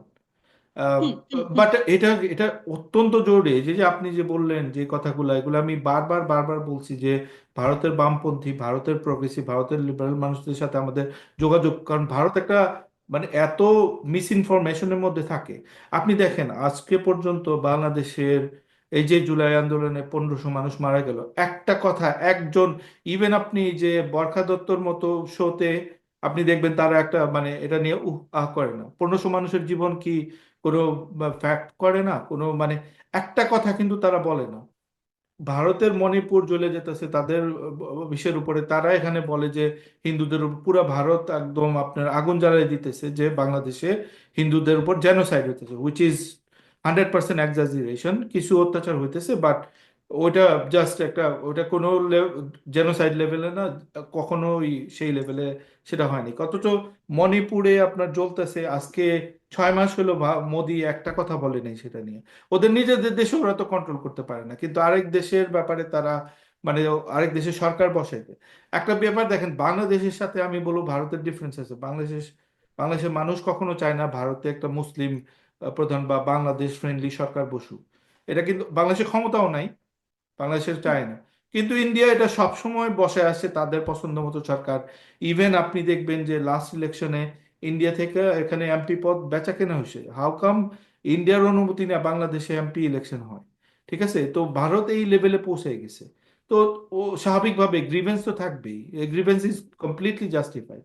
কিন্তু আমার প্রশ্ন থাকবে আপনার প্রতি যে if you think about that, তাহলে আমরা কিভাবে এই জনগণের কাছে পৌঁছাইতে পারি এই মেসেজগুলো, যে যে এই চায়ের দোকানের মামা বলেন, অথবা আপনার মেসেজটা কিভাবে যাবে, যে because you think so many things, এত কিছু তো সাধারণ মানুষ বুঝতে পারবে না। চায়ের দোকানের মানুষে আপনার মতো এত কিছু চিন্তা করবে না। But if you dial down to let's say 2-3 sentence, কি বলতে চাইবেন আপনি, যে কিভাবে আমরা আমি পজিটিভ আসলে প্রপাগান্ডা করতে এটা পারি? এটা এটা এটা এটা এটা কনস্ট্যান্টলি আমরা যারা যারা আছি, নাম্বার দিয়ে আউট নাম্বার করা, পিনাকি ভট্টাচার্য বলেন বা ইলিয়াস বলেন, এরা একজন দুজন মানুষ। এবং আমরা কনস্ট্যান্টলি এই জিনিসগুলোকে আউট নাম্বার করা বলতে হলো আমরা কনস্ট্যান্টলি বলে যাব আমরা যেটা বিশ্বাস করি। আহ যেই কথাগুলি, ধরেন আপনার, ধরেন 5 জন ফলোয়ার, আমার ধরেন 3 জন, আমার অ্যাকাউন্ট অবশ্য হ্যাক হয়ে আছে অলরেডি। তো হুম। ধরেন 3 জন ফলোয়ার, কিন্তু আমরা যদি ইউনাইটেড হই, হ্যাঁ, at one point or the other, আমরা সেই জায়গাটাতে পৌঁছাতে পারবো যেখানে মানুষ আমাদের এই ইনফরমেশনটা, এই মেসেজটা বুঝতে পারবে যে এতগুলো মানুষ বলছে, এতগুলি মানুষ এই কথাগুলো বলছে, এটা ভুল হতে পারে না। কনস্ট্যান্টলি আমরা যেটা বলে যাচ্ছি, একটা মানুষ, এবং আমরা তাদের মোটিভগুলি যদি আরেকটু ডিপ ভাবে বিবেচনা করি, আর আর একটু ইনডেপথ বোঝার চেষ্টা করি যে আসলে তাদের মোটিভগুলো কি ছিল এবং তাদের কাজের কনসিকুয়েন্সেস গুলো কি ছিল, তারা যে কাজগুলো করেছেন সেই কাজগুলিতে বাংলাদেশের আসলে কোথায় লাভ হয়েছে ইন দ্য লং রান, নাকি অন্য কোনো পার্টি এখানে আপনার আপনার বেনিফিট অন্য কোনো পার্টি এখানে এসে খেয়ে গেছে, এটা যদি আমরা কনস্ট্যান্টলি বলতে থাকি, আমার মনে হয় যে আমরা at one point or the other out number করতে পারবো। ইট সাউন্ডস ভেরি অপটিমিস্টিক এবং I am an optimistic person. আমি আহ, বলতে চাই যে মিথ্যা দিয়ে আসলে আপনি বেশি দিন টিকতে পারবেন না। তো এবং আমাদের এটা কি মিথ্যাগুলো ধরায় দেওয়া উচিত, না আমাদের পজিটিভ জিনিসগুলো বলা উচিত? এটা এটা ডিপেন্ড করে যে কয়েক রকম ভাবে কাজটা করা যায়, যে আপনি কি আসলে ওই এনার্জিটা খরচ করবেন একটা একটা মানুষ যে কনস্ট্যান্ট মিথ্যা কথা বলে যাচ্ছে। আর এটা হয় কি, এটাতে আপনার এনার্জি অনেক সময় ড্রেইন হতে থাকবে, কারণ ওরা তো বিশেষত পিনাকিকে আমি যেহেতু ব্যক্তিগতভাবে চিনি, বুদ্ধিমান মানুষ হুম উনি, হুম পুরো মিথ্যা বলবেন না তো, পুরো মিথ্যা ধরা খুব সহজ, তাই না? আপনাকে হুম আমি একটা মিথ্যা কথা বললাম, উনি যে কাজটা করেন, যে ইনফরমেশনটাকে ডিস্টর্ট করেন, অর্ধ সত্য উপস্থাপন করেন, এবং একটা নির্দিষ্ট অ্যাঙ্গেল থেকে। হ্যাঁ, এবং আমরা জানি যে আমাদের, আপনি যে গ্রিভেন্সটার কথা বলেছেন, যে ইন্ডিয়া আমাদেরকে এত বছর ধরে যেভাবে ট্রিট করে এসছে, বা ইভেন আওয়ামী লীগ গভর্নমেন্টও আমাদের নিজেদের, ওনারা তো হেফাজত বলেন বা যা কিছুই বলেন, জামাত বলেন, যা কিছুই বলেন, আমাদের নিজেদের মানুষ তো, আমাদের নিজেদের মানুষকে, বা ধরেন মুসলমান বলে একটা মানুষকে যেভাবে ট্রিট করা, এই ট্রিটমেন্টের কারণে মানুষের তো একটা রাগের জায়গা আছে, ক্ষোভের জায়গা আছে। এখন সেই ক্ষোভটাকে যদি আমি কনস্ট্যান্টলি উস্কাতে থাকি, আপনাকে যদি আমি বলি যে আপনার যে এই অবস্থা, এই খারাপ অবস্থা, এই খারাপ অবস্থার জন্য ইন্ডিয়া দায়ী, এই খারাপ অবস্থার জন্য বাংলাদেশের হিন্দুরা দায়ী, এই খারাপ অবস্থার জন্য মেয়েরা দায়ী, আপনি যে চাকরি পাচ্ছেন না, আপনি যে বেকার, মেয়েদের কি চাকরি করার দরকার আছে, তা ঘটনা তো এরকম না হুম আসলে। তো আপনি ট্রান্সজেন্ডাররা দায়ী কনস্ট্যান্টলি, ট্রান্স হুম হ্যাঁ, ট্রান্সজেন্ডার, আপনি আপনি চাকরি পাচ্ছেন না, এখন ট্রান্সজেন্ডারদেরকে চাকরি দিচ্ছি, এটা তো হুম আসলে হেট তৈরি করা। তো এই কাজটা এগেন, এই যে যেরকম হিটলার একটা এই কাজগুলো করে গিয়েছে না দ্বিতীয় বিশ্বযুদ্ধের আগে আগে, যে খ্রিস্টানদের এই খারাপ অবস্থা, তার কারণ হচ্ছে ইহুদিদের হাতে সমস্ত ক্ষমতা, ইহুদিদের হাতে সমস্ত টাকা, হুম হুম হুম which was partially true, এটা এমন না যে কমপ্লিটলি মিথ্যা কথা।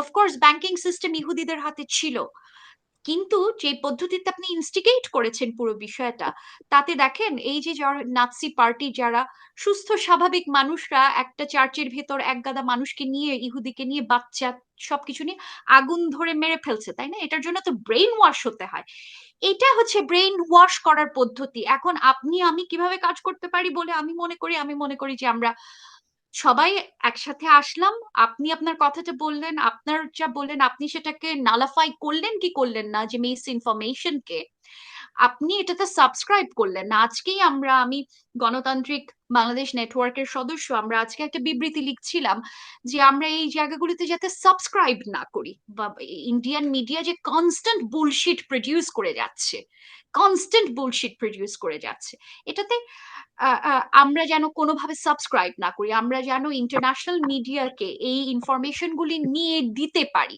দেখেন, আজকের পৃথিবীতে আর্টিফিশিয়াল ইন্টেলিজেন্স বলেন, আমরা তো একটা গ্লোবাল ভিলেজের মধ্যে আছি, এবং ইনফরমেশন দিয়ে এখানে যুদ্ধ হয়, তাই না?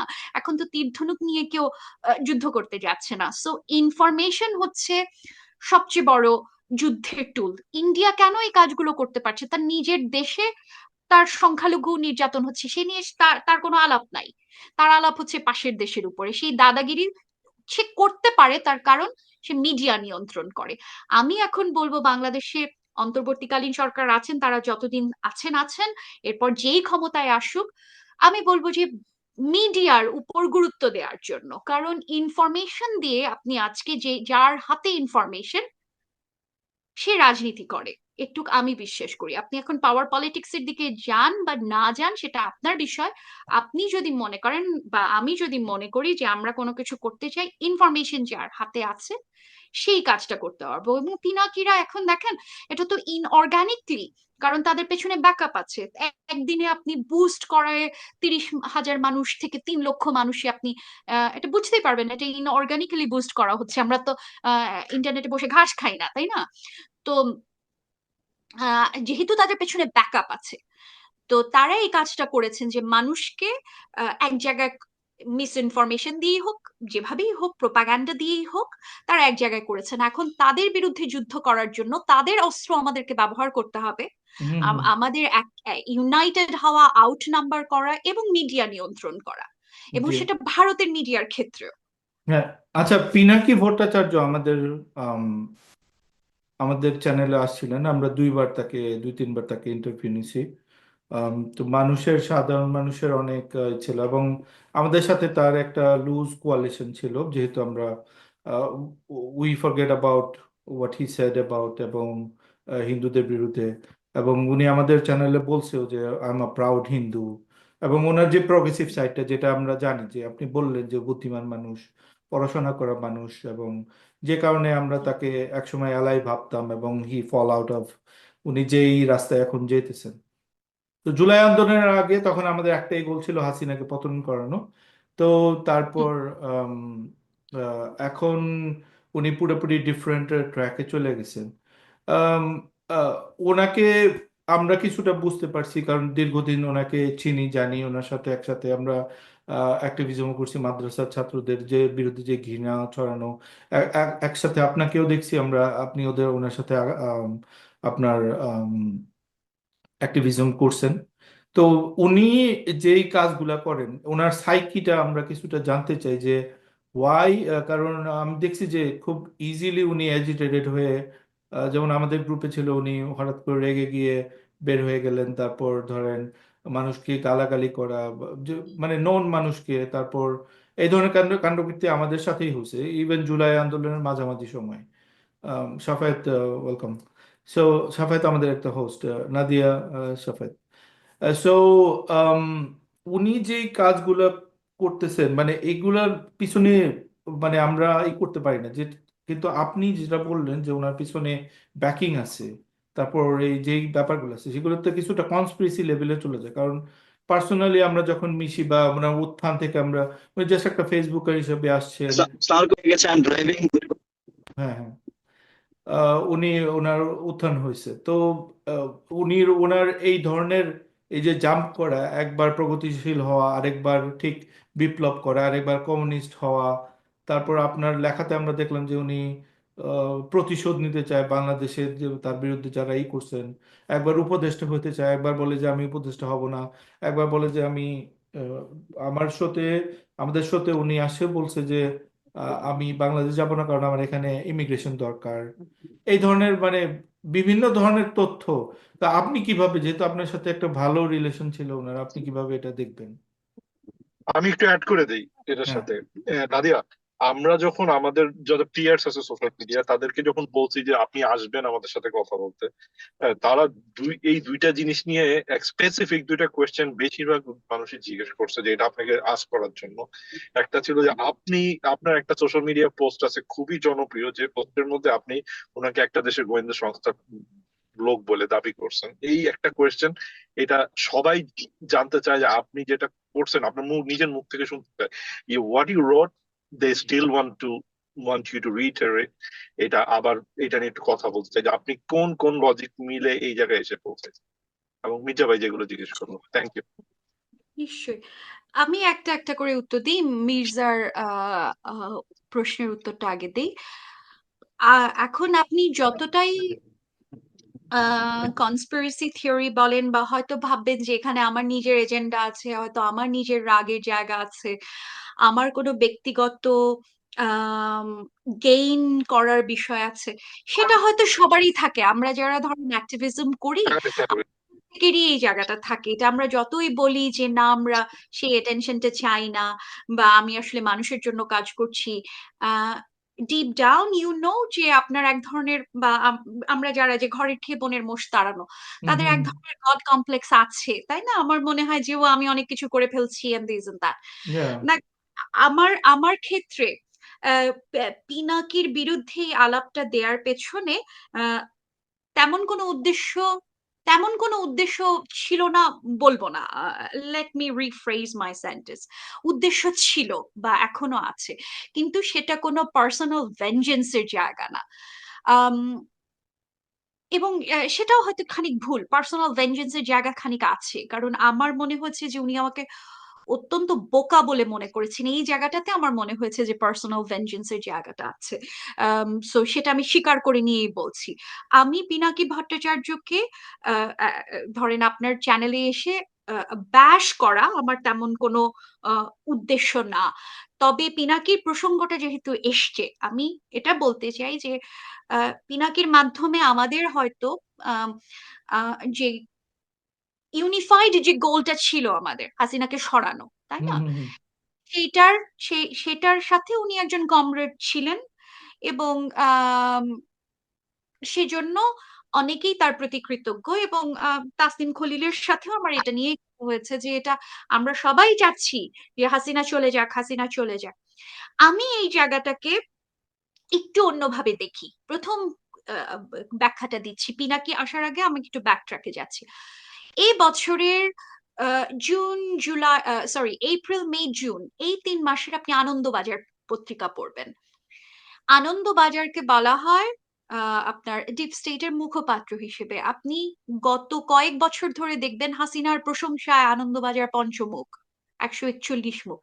এ বছরের এপ্রিল মে জুন থেকেই আনন্দবাজার হাসিনার বিরোধিতা করে, খুব সিরিয়াসলি Yeah, বিরোধিতা করা শুরু করেছে। এবং yes. তখন থেকেই আমরা ধরেন আমি তো আনন্দবাজার ফলো করি, আমি তখন জানি হাসিনা নাই সামহাও। এটা ধরেন এখন আপনি বলবেন আপনি কি জ্যোতিষশাস্ত্র চর্চা করছেন, আপনি আনন্দবাজার পড়ে দেখেন, দেখেন যে একদম ক্লিয়ার ইন্ডিকেশন ভারত তখন মনে করছে যে হাসিনা তাদের জন্য একটা ডিস্টার্বিং ক্যারেক্টার হয়ে দাঁড়িয়েছে। অর্থাৎ হাসিনা এত বছর ক্ষমতায় থাকার কারণে প্রতিটা বিষয়ের তো মানে খারাপ ভালো জিনিস থাকে। ভালো জিনিসটা ছিল যে হাসিনাকে সহজে এই যে ইন্ডিয়ান ব্লগ বা চাইনিজ ফোল্ডের কথা বলছি, চাইনিজ ফোল্ড বা ইয়ের কথা, আহ, এই জায়গায় হাসিনা বাউ ডাউন করছিলেন না। এবং এ কারণেই ইন্ডিয়ার ক্ষেত্রে যেটা হচ্ছিল সম্ভবত যে হাসিনাকে যতদূর দোয়ানো সম্ভব, হাসিনাকে আমাদের দোয়ানো হয়ে গেছে, she is pretty old, let's get rid of her. এইটা এক ধরনের, এগেন এটা কনস্পিরেসি থিওরি হলেও হতে পারে, যেহেতু এটা আন্দাজে বলছি, কিন্তু এটা হচ্ছে আনন্দবাজারের এক ধরনের আপনি যদি ক্রিটিক্যালি আনন্দবাজার পড়েন এই বছরের শুরু থেকে আপনি বুঝতে পারবেন যে আনন্দবাজার এই জিনিসটা চাচ্ছিল। সো পিনাকির পুরো কাজটাই আমি যেভাবে দেখি সেটা হলো যে অন্যের পারপাস সার্ভ করা, এবং ভারত রাষ্ট্রের, বিশেষত ভারত রাষ্ট্রের পারপাস সার্ভ করা। তো আলটিমেটলি ভারত রাষ্ট্রের পারপাস সার্ভ করতে যে যদি উনি আমার পারপাসও সার্ভ করে দেন, I be like okay sure, no problem, আমার কোথাও কোনো ঝামেলা নাই, তাই না? এখন পার্সন হিসেবে আমি উনাকে যেই জায়গা থেকে চিনি, আমি জানি যে এই পুরো বিষয়টাই উনার নিজের পার্সোনাল গেইনের জায়গা। একটা মানুষ, যে মানুষটা দেশের জন্য রাজনীতি করছেন বা তিনি এত জনপ্রিয়, তিনি বাংলাদেশ স্বাধীন হয়ে যাওয়ার পরে তার পিএইচডি কমপ্লিট করতে হবে, ফ্রান্সের ইয়ে নিতে হবে, ইমিগ্রেশন নিতে হবে, কি কারণে? তাহলে তাহলে আপনার রাজনীতির উদ্দেশ্য কি? আপনি কি ফ্রান্সে যাওয়ার জন্য তাহলে রাজনীতি করেছেন? আমার ক্ষেত্রে আমি যেরকম বলতে পারি, আমি আমার জন্মই বিদেশে, আমার আমার বাবা মা ভাই বোন বোন নাই, তো আমি এখানেই ছিলাম, আমি বাংলাদেশে গেছি আসছি, এবং আমার আমার রাজনীতি আর পিনাকির রাজনীতি একই রকম না। পিনাকি যে লাইনে রাজনীতি করেন সেটাকে আমি একান্তভাবেই মনে করি যে নিজের পার্সোনাল গেইন ছাড়া উনি, এবং অন্য একটা রাষ্ট্রের পারপাস সার্ভ করা ছাড়া উনার আর অন্য কোনো কাজ নাই। এক। 2 নাম্বার জিনিস হচ্ছে আহ এই যে উনি এক একবার এক এক কথা বলেন, হ্যাঁ, যে উপদেষ্টা হওয়ার আমার কোনো আগ্রহ নাই, অথচ আপনি উনার প্রতিটা ইয়েতে দেখবেন, স্টেটাসে দেখবেন বা প্রতিটা বক্তব্যে দেখবেন যে উনি এটা নিয়ে আসলে সবচেয়ে বেশি আহ ক্ষেপে আছেন যে আমি কি স্টেক হোল্ডার না, হুম আমি কি হুম এখানে রক্ত দেই না, এই আন্দোলনে আমার কি কোনো ভূমিকা ছিল না, আমাকে কেন আলাদা করা হচ্ছে? তো ওনাকে কেন আলাদা করা হচ্ছে সেটা তো আসলে আপনি উনার কার্যক্রম দেখলেই বুঝতে পারবেন কেন ওনাকে এখন পর্যন্ত বাংলাদেশে কোনো কোনো রকম উপদেষ্টার পদ দেওয়া হয়নি। এটা আপনি যদি কোনো রকম ভাবে উনার what's the word I am looking for, বক্তব্য দেখেন, ইউটিউবের বক্তব্য দেখেন বা ফেসবুক স্ট্যাটাস দেখেন, তাহলে আপনি বুঝতে পারবেন যে উনাকে যুক্ত না করা, উনাকে যুক্ত করার কোন রকম কোন রিজন বাংলাদেশের গভর্নমেন্টের, বাংলাদেশের ইন্টারিম গভর্নমেন্টের নাই। কিছু বিচ্ছিন্ন ভাবে ধরেন আমাদের কমিটির কয়েকজন সদস্য সম্ভবত এসে দেখা করে গেছেন ওনার সঙ্গে, এতদূর বাদ দিয়ে উনার সঙ্গে অন্য কোনো আহ আম, অন্য কোনো রকম এফিলিয়েশন বাংলাদেশের গভর্নমেন্টের এই মুহূর্তে নাই। হুম হুম ওনার ইচ্ছা ছিল উপদেষ্টা হওয়ার, ওনার অফকোর্স ইচ্ছা ছিল বাংলাদেশের স্বাস্থ্য বিষয়ে মন্ত্রী হওয়ার, স্বাস্থ্য মন্ত্রণালয়ের মন্ত্রী হওয়ার, কিন্তু আহ সেটা যেহেতু সম্ভব হয় নাই, সেটা যেহেতু বাংলাদেশের ইন্টারিম গভর্নমেন্টের একটুক শুভবুদ্ধি আছে যে তাকে এই জায়গায় ইনভলভ করা হবে না বা হয় নাই, সেই জন্য উনি ক্ষেপে আছেন। আর আরেকটা কি যেন প্রশ্ন করছিলেন ইয়ের আচ্ছা, না, আপনি যে আপনার স্ট্যাটাসে লিখলেন যে উনি প্রতিশোধ নিতে মানে চাইছেন, এবং ওনার বিরুদ্ধে উনি আমার চ্যানেলে এসে এটার ক্লারিফিকেশনও দিয়ে গেছেন যে ওনার বিরুদ্ধে ওষুধ জালিয়াতির অভিযোগ আছে, যেটা আওয়ামী লীগ ছড়াইছে, যেটা আমরা বিশ্বাস করিনি। কিন্তু এখন তো উনি যেই কাজগুলো করতেছেন ডিরেক্টলি আমাদের বিরুদ্ধে প্রোপাগেশন করা, মানে বাংলাদেশে যে কোনো সেকুলার লিবারেল অথবা সেন্ট্রিস্ট এরা হলো তার শত্রু বেসিক্যালি। আপনি যদি ফলো করেন আপনি দেখবেন, ইভেন আমরা বলতেছিলাম 2022 থেকে উনি আহ, মানে যারা শেখ হাসিনার বিরুদ্ধে মানে আওয়ামী লীগের বিরুদ্ধে তাদের অ্যাটাক বেশি করছেন। ওদের তো শেখ হাসিনাকে অ্যাটাক করছেন, বাট ওর চেয়ে তুলনায় আমি বলবো 30%, 70% হলো আমরা। তো আমরা কিভাবে শত্রু হইলাম? আমরা তো তার সহযাত্রী যদি সে এই ইসের মধ্যে হয়। তো উনি কি প্রতিশোধ নেওয়ার জন্য এই কাজটা করছেন, মানে এই উপদেষ্টা হতে চান বা বাংলাদেশে আওয়ামী লীগের পতন চান, এগুলা এটার ব্যাপারে? প্রতিহিংসার একটা জায়গা, সেটা অন্য জায়গায়, ওটা আর আসছি যে আপনি যদি এটা ক্রিটিক্যালি, এগেন বারবার আমি বলছি যে পিনাকিকে আসলে মানে খুব সারফেস লেভেল থেকে দেখলে খুব ঝামেলা আছে। আপনার সারফেস লেভেল থেকে দেখলে ওনাকে দেশপ্রেমিক মনে হতে বাধ্য, অথচ আপনি দেখেন 12ই ডিসেম্বরের ঘটনা, যখন মহাসমাবেশ হলো না, বিএনপি মহাসমাবেশ, ডিসেম্বরের ঘটনা, তার আগে আগে উনি কি করেন, প্যারিসে বসে উনি তখন একরামুলের ওই যে ক্রাউড ফান্ডিং করলেন, ক্রাউড ফান্ডিং করে একরামুল তো আপনার মনে আছে, ওই যে ইয়াবা ব্যবসায়ী বলে যাকে ক্রস ফায়ারে দিয়ে মেরে ফেলা হলো না, হুম খুন হুম হুম করলো হুম হুম। আওয়ামী গভর্নমেন্ট, সেই ওই একরামুলের মেয়ের ছবি আঁকা, মোরাল আঁকা প্যারিসে। আমি বলছি না এটা খারাপ কাজ, নিশ্চয়ই এটা করা যায়, কিন্তু আপনি সময়টা খেয়াল করেন। রাজনীতিতে তো সময় খুব গুরুত্বপূর্ণ, তাই না? জি। যে যেই সময় আপনি বিএনপির একটা মহাসমাবেশ হচ্ছে, আপনি আপনার যেখানে লাখ লাখ ফলোয়ার, মিলিয়ন্স এর উপরে ফলোয়ার আপনার, তাই না? আপনি যখন ওটাকে তখন আপনার ফোর্সফুলি তখন আহ মানুষকে ওই মহাসমাবেশ সফল করার ক্ষেত্রে আপনার মানুষকে পুশ করার কথা, ঠিক সেই সময়টাতে আপনি তখন প্যারিসে বসে এই কাজগুলো করছেন। এবং আপনি দেখেন প্রত্যেকটা ক্রিটিক্যাল টাইমে বাংলাদেশ গভর্নমেন্টকে যখন বিএনপি বলেন বা অন্য যে কোনো দলই বলেন একটু ঝামেলা, একটু বেকায়দাতে ফেলতে চেয়েছে, সেটা তখনই পিনাকি ভট্টাচার্য অন্য কোনো দিকে মানুষকে ডিভার্ট করেছে। অথচ আপনি জানেনই বাংলাদেশে যে ধরেন হেফাজতের একটা বড় অংশ তো পিনাকিকে ফলো করে, কওমি মাদ্রাসার একটা হুম বড় হুম। অংশ পিনাকিকে ফলো করে। আপনি বলেন বাংলাদেশে কওমি মাদ্রাসার সংখ্যা কত, ছেলেদের সংখ্যা কত, তাদেরকে বললে গণভবন উড়ে চলে যাবে। তারা যদি যে ঘেরাও করতো বঙ্গভবন, উড়ে গণভবন উড়ে চলে যেত। সে কাজটা উনি কিন্তু করেন নাই।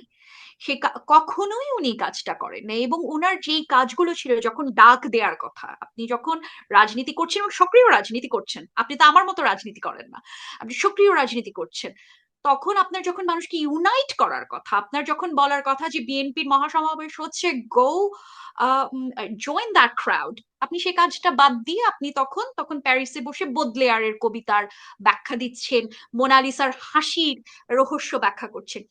এইটা কেউ খেয়াল করে না, যারা খেয়াল করে তারা জানে যে না না, কখনোই আপনি জুলাই আন্দোলনও কিন্তু উনি বলছে ভারতের বয়কট আন্দোলন ঢাকার একটা চক্রান্ত, মানে ভারতীয় ষড়যন্ত্র। এই যে জুলাই আন্দোলন, বৈষম্য বিরোধী ছাত্ররা যেটা করছে, উনি কিন্তু ছাত্র আন্দোলন শুরু করেন 18 জুলাইয়ের আগে। ইভেন যখন আপনার ওই যে আবু সাইদ মারা গেল তখনও তার কোনো মানে ইনভলভমেন্ট নাই, তারপর উনি আমাদের সাথে জয়েন করছেন এসব। তো এবং এই এটাও কিন্তু একটা জয়েন্টটা দেখার হচ্ছে ব্যাপার। এবং এই জয়েন্টটা হয়েছে তখন যখন আপনার এখান থেকে, এটা এখানে আমার আমার স্পেকুলেশন এটা, যে যখন এটা ডিপ স্টেট থেকে যখন গ্রিন সিগন্যাল আসছে, এবং ডিপ স্টেটের গ্রিন সিগন্যাল আসারই কথা, কারণ আমি বলছি হুম যে আনন্দবাজারের আপনি ব্যাক ট্রাকে যে ফেরত যান, যে দেখেন যে হাসিনা থেকে আমাদের আর নেয়ার কোনো কিছু নাই, হাসিনার যা দেয়ার ছিল দেয়া হয়ে গেছে, লেটস গেট রিড ওভার হার। তখন অফকোর্স আম, পিনাকি ভট্টাচার্য আমাদের সাথে আন্দোলনে এক জায়গায় এসছেন, সেটাতে আমাদের ধরেন লাভই হয়েছে, ফাইন, কোথাও কোনো ঝামেলা নাই, কিন্তু উনার এটা উদ্দেশ্য ছিল না। এবং এগেন আপনি যদি রিএনালাইজ করতে থাকেন, ক্রমাগত উনার কাজগুলো রিএনালাইজ করতে থাকেন, দেখেন যে হাসিনাকে ফেলার জন্য আপনার আজকের দরকার ছিল না, মানে 2024-এর জুলাই আন্দোলন, জুলাই গণ অভ্যুত্থানের দরকার ছিল না, এর আগে আরো বেশ অনেকবার। আপনি 2019-এ খেয়াল করেন, 2018-19-এ যে সময় আপনার ছাত্র আন্দোলন হচ্ছে, নিরাপদ সড়ক চাই আন্দোলন হচ্ছে, নিরাপদ সড়ক চাই আন্দোলন, এই সময় একটা খুব ক্রিটিক্যাল সময় ছিল যে হাসিনাকে টু সাম এক্সটেন্ট টপল করার, তাই না? এখন উনি কোন কোন সময় সেই জায়গাগুলি ইউজ করে নাই, কখনোই উনার ক্রাউডকে ইউজ করে নাই। Let's get United. উনি যে কাজটা করেছেন, ইলিয়াসরাও এই কাজটা কন্টিনিউয়াসলি করেছেন হিন্দুদের বিরুদ্ধে। হিন্দুরা আমাদের দেশের শত্রু, কাঁঠাল রানী, এই সেই হাবি জাবি, এবং মানে একগাদা মক্কারি, এবং একগাদা ধরেন খুবই মিথ্যা। খুবই ব্যাড টেস্টিং কিছু জিনিসপত্র দিয়ে, ইটস ভেরি ক্যাচি, এটা শুনতে খুব সুন্দর শোনা যায়, ইটস থিয়েট্রিক্যাল, হাইলি থিয়েট্রিক্যাল। এই সমস্ত জিনিসপত্র করে উনি একটা ধরেন ক্রাউডকে এক জায়গায় করে, এবং ক্রাউড মনে করছে মাই গুডনেস, এর মতো দেশপ্রেমিক বাংলাদেশে এর আগে জন্মায় নাই, হুম হুম মাই গুডনেস বাংলাদেশে নতুন খলিফা চলে এসছে। কিন্তু ক্রিটিক্যালি কেউ দেখে না। আহ রাশেদ সম্ভবত কিছু একটা বলতে চাচ্ছিলেন। হ্যাঁ হ্যাঁ রাশিদ বলছি। আচ্ছা, আমরা শেষ করব করার আগে আমার দুইটা কোয়েশ্চেন আছে। একটা কোয়েশ্চেন আপনার এরকম যে, যেহেতু আপনার সাথে আমি আমি আমি অ্যালাইন, যে আপনি যেটা বলছেন যে ওই আনন্দবাজার যেহেতু ডিপ স্টেট কে রিফ্লেক্ট করে, আনন্দবাজারের এই আচরণগুলো আমি এপ্রিল মাসে খেয়াল করেছি। সো ইন্ডিয়া এই মুহূর্তে যা করছে, এইটাকে কি দুইটা পয়েন্ট হিসেবে ধরা যায়? একটা তো বিজেপির ইন্টারনাল পলিটিক্স, এই পুরা জিনিসটা তাদের ভোটারদের দিকে টার্গেট করে।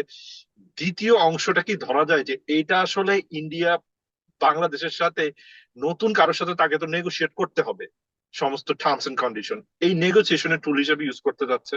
এটা হলো প্রথম কোয়েশ্চেন। দ্বিতীয় কোয়েশ্চেন, যেটা আমরা যখন অনেককে জিজ্ঞেস করছি আপনি আসবেন আমাদের সাথে কথা বলতে, এটা অনেক মানুষ আমাদেরকে বলছে, এবং trust me when I say this, আমরা এখন পর্যন্ত অনেকের সাথে কথা বলছি, you you are one of the very well spoken person. আমরা কিন্তু এনজয় করতেছি আপনার সাথে কথা বলা। এই জিনিসটা মাথায় রেখে এই কোয়েশ্চেনটা আমি আপনাকে করতেছি। আপনাকে যখন অযৌক্তিক ভাবে সোশ্যাল মিডিয়াতে আক্রমণ করা হয়, হুম, এবং আপনি অত্যন্ত, এটা মজা করি বলে, আপনি অত্যন্ত নৃশংসভাবে এটা রিপ্লাই ব্যাক করেন, উই এনজয় ইট থরলি। কিন্তু আমার প্রশ্ন হলো, you have such a nice voice, like আপনি আন্ডারস্ট্যান্ড করেন পুরা scenario, you are well read. আপনি এই ধরনের অ্যাটাক গুলোর ইগনোর না করে এদেরকে পাল্টা অ্যাটাক করার কারণে যারা আপনার ডেপতে এসে আপনার কথাগুলো বোঝার মতো সুযোগ যাদের হয় না, তারা তারা কি ওই ওই নৃশংস আক্রমণগুলো আপনি যে ব্যাক করতেছেন, সেটা দেখার পর তাদের মধ্যে একটা ব্যারিয়ার তৈরি হয়ে যায় না? তারা কি ওই জিনিসটা ক্রস করে আপনি যে আসল কথাগুলি বলতে যাচ্ছেন, you are a very important voice, আমি প্রথম দিন আপনার সাথে কথা বলার সময় বলছি, তারা তো ওই জায়গাটা পৌঁছতে পারে না। এইটা আপনি কেন করেন? এটা আপনার নিজের পায়ে গুলি করার মতো না অনেকটা? দুইটা question. Thank you. Thank you. এখানে আমি নিজেকে যদিও একদমই ইম্পর্টেন্ট কোনো মানুষ বলে মনে করি না, আমি নিজেকে একজন খুব সাধারণ ছোট একজন লেখক, এবং কিছু কিছু সময় আমি নারীবাদ নিয়ে কথাবার্তা বলি। তো এখানে এই যে বিষয়টা, যেটা আমি আহ, গতকালকে আসলে ফরাদ মজারকে বলছিলাম, যে কয়েকটা বিষয়, মেয়ে হিসেবে আমাদের যে এক্সপিরিয়েন্স এবং ছেলে হিসেবে আপনাদের যে এক্সপিরিয়েন্স, এটা আপনি স্বীকার করেন বা না করেন, হ্যাঁ হ্যাঁ, বাংলাদেশের 100%। পরিপ্রেক্ষিতে এই জায়গাটা একটু ডিফারেন্ট। একটু না, ধরেন অনেক। আম, একটু এই কারণে বলছি যে, যেরকম ধরেন আম, যেই জিনিসগুলি আপনাকে হয়তো কখনো ফেস করতে হয় না, এখন ধরেন সেই জিনিসগুলো আমাকে কোনোদিন ফেস করতে হয় নাই, কারণ আমি রাস্তাঘাট মানে বাংলাদেশে কম সময় ছিলাম প্রথম জিনিস, এবং আহ, মানে এটা আমি স্বীকার করি বা না করি, আমার একটা প্রিভিলেজ একটা জায়গা ছিল আমার বাবা মার বা পরিবারের কারণে, যেখানে ধরেন আমাকে এই এনকাউন্টার গুলো করতে হয়নি। ফেসবুকে যখন আসি, যখন ধরেন আমার লেটস সে আমার সেক্সুয়াল প্রেফারেন্সের জন্য, বা লেটস সে আমার বিশ্বাস বা অবিশ্বাসের প্রেফারেন্সের জন্য, আপনি যখন একজন মানুষকে প্রথমে গালি দিচ্ছেন বেশ্যা বলে, প্রথমে একজনকে গালি দিচ্ছেন ধরেন খানকি মাগি, এবং আমি কোনো সেন্সর না, আপনার যদি সেন্সর করতে হয় ব্লিপি আউট প্লিজ। নো তো নো সেন্সর। এইসব বলে, হ্যাঁ, এগুলো বলে যখন গালি দিচ্ছেন, তখন আসলে এই যে আপনার সঙ্গে আমার যে একটা জায়গায় লেভেল প্লেইং ফিল্ডে এসে আপনার সাথে আমি কথা বলবো, ওই ধৈর্য অনেক সময় থাকে না, এবং it gets tiring at one point, যে ভাই আর কত, আপনি একটা একটা বিষয় নিয়ে কথা বলছেন, প্রথমেই টাক খাচ্ছেন ওই জামাতি, হ্যাঁ ও সেকুলার, ও শাহবাগী। আমি 2013 থেকে শাহবাগ, যখন কেউ করে নাই শাহবাগের বিরোধিতা, আমার বন্ধু বান্ধবরা থেকে শুরু করে, বা যারা যাদেরকে আমরা বলি যে যাদের অন্তত এতদূর ফ্যাকাল্টি আছে, চিন্তা করার ফ্যাকাল্টি আছে, তারা প্রত্যেককে শাহবাগের, এবং নাথিং রং উইথ ইট, কেউ তো এটা খারাপ কিছু চাচ্ছিল না। আমরা যুদ্ধপরাধীদের আহ সর্বোচ্চ শাস্তি দাবি করি, এটা সচেতন একটা মানুষ সেটা দাবি করবেন, তাই তো? যারা বাংলাদেশের স্বাধীনতায় বিশ্বাস করেন তার প্রত্যেকে এটা দাবি করবেন। সেই সময় থেকে আমি শাহবাগের বিরোধিতা করে আসছি, শাপলার ঘটনা আমি প্রতিবাদ করে এসেছি। আমার যেই যেই জায়গায় আপনি লেখা দেখবেন, আমার অ্যাকাউন্ট তো এই প্রথম হ্যাকড না, 3-4 বার এর আগে অ্যাকাউন্ট ব্যান ফ্যান হাবি যাবে এক গাদা জিনিসপত্র খেয়ে ফেলছে।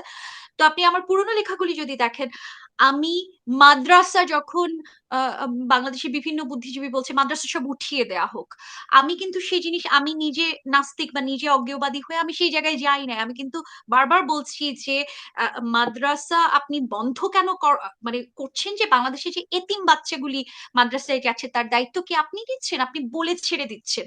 হ্যাঁ, তো বা একটা পারস্পরিক ঘৃণার জায়গা, যে আমি ওকে বুঝতে পারি না, ও আমাকে বুঝতে পারে না, এই জিনিসগুলোর বিরোধিতা আমি করে আসছি। এরপর হচ্ছে আমাকে গালি দেয় শাহবাগী, এরপর আমাকে গালি দেয় বিভিন্ন রকম জিনিসপত্র নিয়ে, এবং আচ্ছা, ধরেন আমার নাদিয়া সেক্সুয়াল ইসলাম, প্রেফারেন্স আপনাকে একটু, তা আমার আসলে হুম, ধৈর্য থাকে না হ্যাঁ, না টু না না, সাম ঠিক আছে, এক্সটেন্ট।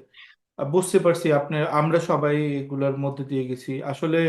আপনাকে একটু প্রশংসা করা উচিত। আমি আমি আপনাকে প্রথমে যেটা বলি নাই সেটা হলো যে আমাদের দর্শকরা যদি জানেন যে আহ, যেহেতু আমি বলি যে কেন আপনাকে অ্যাটাক করে, the way you look appearance, আপনি যেই আউটস্পোকেন, এই ধরনের মানুষ বাংলাদেশের সোসাইটিতে, আপনি ধরেন তসলিমা নাসরিন, ধরেন তসলিমা নাসরিন 30 বছর আগে করছে, আপনি এখন করতেছেন, বাট দ্য ওয়ে আপনি তসলিমা নাসরিন কিন্তু এখন সম্পূর্ণভাবে ভারতের দালাল। কিন্তু আপনার মতো একটা মানুষ যখন বাংলাদেশের সোসাইটিতে কি মেয়েরা আপনার অলওয়েজ সাবজুগেটেড, একটা মেয়ে যখন আপনার তার মানে তার মনের কথা বলতে পারে, তার সেক্সুয়াল প্রেফারেন্সের কথা, ইনফ্যাক্ট যে কোনো একটা কথা বলে, তখন তারা বাংলাদেশ সোসাইটি যেভাবে যে কিভাবে এরকমই করতেছে, তখন যেহেতু উত্তর দিতে পারে না যুক্তি দিয়ে, যেহেতু like you are from the right reason, তখন তারা আপনাকে ডাউন প্লে করার চেষ্টা করে গালি দিয়ে। That's the explanation. Basically, I think আপনার we have to give you credit that আপনি যেভাবে থ্যাংক নিজেকে you, thank you, thank you. Outspokenly আপনি বলেন, কথা বলেন, এবং যেসব আসলে আমাদেরকেও, ইভেন যারা আমরা প্রগ্রেসিভ আছি তাদেরকেও অনেক সময় ধাক্কা দেয়, যেই শখ, যেই জিনিসগুলো আপনি বলেন, যেমন আপনার সেক্সুয়াল লাইফের যেসব কথাবার্তা যেগুলো আসে, অনেক কিছুই খুব সাবলীল ভাবে আপনি বলে ফেলেন, ওটা অনেকেই বলতে সাহস পাবে না। So we congratulate you. And then যেটা হলো যে um, কিন্তু আপনার এখানে এখানে আমি একটা কথা মির্জা, আমি এখানে একটা কথা বলতে চাই। আমি বলি না কখনো যে আমি যে কাজটা করছি সেটাই সঠিক কাজ, বা হ্যাঁ, না, আমার কথাটাই লাস্ট কথা। আমি যেই যেই জিনিসটা বলতে চাই যে অফকোর্স এটা নিয়ে এক ধরনের আলাপ আলোচনা থাকবে, আপনি আমাকে বলতেই পারেন যে this is not the right way. হ্যাঁ, এখন আমাকে তো সাবজুগেট করা হচ্ছে, বা আমার ধরেন এই যে বহুগামিতা নিয়েই যদি বলেন যে আমার একটা প্রশ্নের জায়গা, আপনি বলেন যে আপনি আপনি ধর্ম বিশ্বাস করেন বা আপনি ইসলাম সাবস্ক্রাইব করছেন, আপনার ধর্মের সাথে এটা সাংঘর্ষিক। হ্যাঁ, আমি যে আপনাকে কিন্তু এটা চাপাতে যাব না, কিন্তু আপনি যখন এসে আমাকে যখন আমার প্রেফারেন্স গুলো নিয়ে আমাকে বিভিন্ন রকম ভাবে এটা টু সাম এক্সটেন্ট নির্যাতন করে, এবং আমি হুম, শুধু না, ধরেন আমি আমার সেক্সুয়াল লাইফের আলাপ কেন আমি ইয়েতে দিই, এটা অনেকেই আমাকে জিজ্ঞেস করেছেন। আমি বেসিক্যালি একজন ইন্ট্রোভার্টেড ক্যারেক্টার। আপনি আমাকে অনেকে জিজ্ঞেস করছে এবং সবাই খুব হাসে, সবাই খুব মজা পায় যে আপনি ইন্ট্রোভার্টেড ক্যারেক্টার। আমি অ্যাবসলিউটলি ইন্ট্রোভার্টেড ক্যারেক্টার। আমি যে কাজগুলো করি এটা আমার রাজনৈতিকভাবে সচেতন সিদ্ধান্ত। যে দেখেন, এই এই বিষয়গুলো নিয়ে মেয়েদেরকে এত ডিস্টার্ব করা হয়, এত, একটা মেয়ের ধরেন দুবার বিয়ে হলো, বা তার একবার ডিভোর্স হলো, তারপর আর আর আরেকটা তার পার্টনার আছে, অথবা একটা বিয়ে ভেঙে তার দুটো বিয়ে, এই যে একটা মানুষের ধরেন সামহাও 3 বার বিয়ে হয়েছে, সেটা নিয়ে একটা মানুষকে যেই যেই পদ্ধতিতে মেয়েরা এটাতে অ্যাট্রাক্ট হন, তো আমি এই জায়গাগুলিকে ট্যাকেল করার জন্য, এটা আমার এক ধরনের পদ্ধতি বলতে পারেন। আপনি বলতে পারেন এই পদ্ধতি ভুল, এই পদ্ধতিতে আসলে মানুষ আরো বেশি বাইফরকেটেড হয়ে যায়, মানুষকে আমি যে কথাটা বলতে চাচ্ছি সেই কথাটা মানুষ শুনতে চাচ্ছে না, বা একটা ঘৃণার জায়গা তৈরি হয়ে যাচ্ছে। আমি কিন্তু এই জায়গাটা আমি খুব সচেতন ভাবে আমি এটা বলতে পারি যে আমি আমার সিদ্ধান্ত কোনোদিন আরেকজনকে যে চাপাইনি, আমি কোনোদিন যে কাউকে বলিনি যে you have to do it. ছবি আপলোড করি, আমি আমার কথাবার্তা বলি, আমি মনে করি যে এই জায়গাগুলোতে ঝামেলা আছে, এবং কখনো কেউ যদি আমাকে অ্যাটাক করে তখন আমার অ্যাটাকের ভাষা খুবই এবং আমি এটা স্বীকার করেই নিচ্ছি হ্যান্ডস ডাউন, খুবই বাজে ভাষা হয়। এবং যেই ভাষা আমি নিজে সাবস্ক্রাইব করি না বেশিরভাগ অর্থে, কিন্তু আমার মনে হয় যে যখন আমরা বলি না যে যুদ্ধ এবং প্রেমে কোনো রকম নীতি কাজ করে না, আমার তখন মনে হয় যে I don't give a I don't give an F about it. আমাকে এই পদ্ধতিতে অ্যাটাক করছে, I will attack in all possible ways। এই হচ্ছে এক। আমাকে মনে হয়, ও রাশেদ মনে হয় একটা কি যেন একটা বলতে হ্যাঁ, চাচ্ছেন। এটা আমার লাস্ট কোয়েশ্চেন। আমরা হুম, দেখতেছি সারোয়ার সাহেব এবং উৎস সাহেবের মতো কিছু মানুষ আছেন, তাদের সাথে হুম, আমার মতো মানুষের একটা সলিড কনফ্লিক্ট আছে। আমি practicing Muslim, I believe I should be straight and everything. কেউ যদি আমার সামনে ট্রান্সজেন্ডার হয় বা এলজিবিটি কমিউনিটির সদস্য হয়, এটা তার ব্যক্তিগত ডিসিশন। এই ডিসিশনের কারণে একটা চাকরি করার ক্ষেত্রে তার সাথে ডিসক্রিমিনেশন করা যাবে না। আমার স্ক্রিপচারও তাই বলে, literally my scripture says that. ও কি করবে? হ্যাঁ, এখন I won't be happy if my children becomes an part of the LGBTQ community, because এটা আমার বিলিফ সিস্টেম। বাট আমার তো আপনার জীবনে ঢোকার কোনো অধিকার নাই। দ্বিতীয়ত হলো ওই যে আবার রাইটের কথা বলতেছি, কিন্তু এই যে সারোয়ার সাহেব এবং উৎস সাহেবের মতো মানুষরা একটা একটা পপুলারিজমের জায়গা তৈরি করে সোসাইটির মধ্যে বসে পড়ছেন যে এদেরকে সবখানে আটকাইতে হবে। একটা ছেলে যদি ট্রান্সজেন্ডার হয়ে মেয়ে হয়ে যেতে চায়, তাকে মেঘনা গ্রুপে চাকরি করতে দেওয়া যাবে না, এবং তারা বুস্ট করে যে অমুক জায়গায় চাকরি করতো, তাকে চাকরি থেকে বিদায় করানোর ব্যবস্থা হয়েছে। এখন এইটার বিরুদ্ধে আমরা কিভাবে মানুষের কাছে পৌঁছাতে পারবো? কারণ আমি তো একটা বিরাট বড় ব্যারিয়ার দেখি, পৌঁছানোর আগেই একটা বিশাল ব্যারিয়ার তাদের মাথার মধ্যে। মানে এই রাইটটা স্বীকার করা মানে তার যে একটা জীবনের রাইট আছে, এটা স্বীকার করা মানেই তো তার এলজিবিটি কিউ লাইফের ফিলোসফি স্বীকার করা না, রাইট? এই গ্যাপটা আমরা কিভাবে মানুষের কাছে পৌঁছাবো? দিস উইল আমার become a very big problem in future. Again আমরা যদি ওই জায়গাটা চিন্তা করি যে আমি না হয় একটা মানুষকে, দেখেন আমি সব সময় এই কথাটা বলি যে তসলিমা নাসরিনকে আসলে তৈরি করেছে বাংলাদেশের ইসলামিস্টরা। তসলিমা, উইথ ডিউ রেসপেক্ট, তসলিমার মাধ্যমে আমার মা নারীবাদী হয়েছেন, বা আমার খালারা সে সময় তসলিমা নাসরিন পড়তেন। কিন্তু তসলিমা নাসরিনের লেখা যদি আপনি দেখেন, এগেন ওনার প্রতি সম্পূর্ণ রেসপেক্ট রেখে বলছি, ওনার লেখা এমন কোনো বিশেষ কোনো কিছু না। উনি বিলো খুবই অ্যাভারেজ, খুবই বিলো খুবই অ্যাভারেজ। খুবই খুবই মিডিওকার লেখা লেখেন। ওনার লেখার মধ্যে রাজনীতি নাই, ওনার লেখার মধ্যে চিন্তা নাই, একমাত্র পুরুষ ব্যাশিং আছে, আর এখন তো বিজেপির পাচাটা আছে। তো সেটা হয়তো ওনাকে বেঁচে থাকার জন্য বিজেপির পাঁচটা চারটে হচ্ছে সেটা এখন। এর আগেও আপনি যদি বলেন যে আপনি নির্বাচিত কলামের ওই 92-93 সালের কিছু কয়েকটা লেখা পড়বেন, কয়েকটা ভালো আছে, everything else is absolute trash. তো এবং নতুন কোনো আইডিয়া নাই।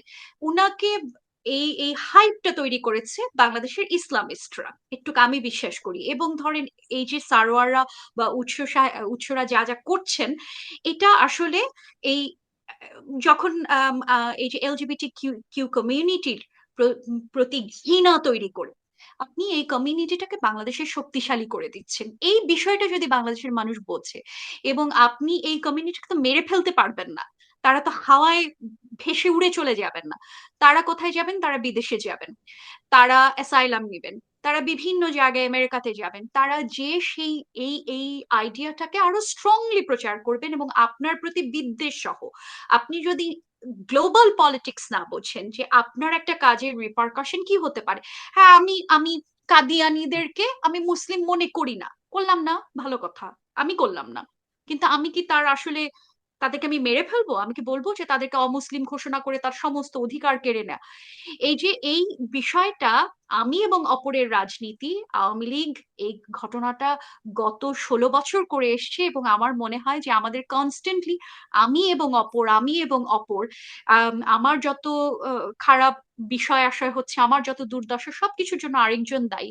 এই রাজনীতিটা আমাদের দ্রুত বন্ধ করা উচিত, বা এটা সম্পর্কে মানুষকে ওয়াকিবহাল করা উচিত যে আপনি এটা সাবস্ক্রাইব করলেন না, আপনি এলজিবিটি কিউ কমিউনিটিতে কমিউনিটির সঙ্গে কোনো রকম ভাবে কোনো রকম ভাবে আপনি তাদেরকে সাবস্ক্রাইব করলেন না, আপনি এটা বিশ্বাসই করেন না, ধরেই নিলাম আপনি সায়েন্স মানেন না, সবকিছুই বাদ দিলাম, আপনার ধর্ম এটা বলেছে, আপনি তাদেরকে ঘৃণা করেন, ভালো কথা, করলেন ঘৃণা, কিন্তু আপনি তো আজকের পৃথিবীতে তার বেঁচে থাকার অধিকার, তার চাকরি করার অধিকার আপনি কেড়ে নিতে পারছেন না।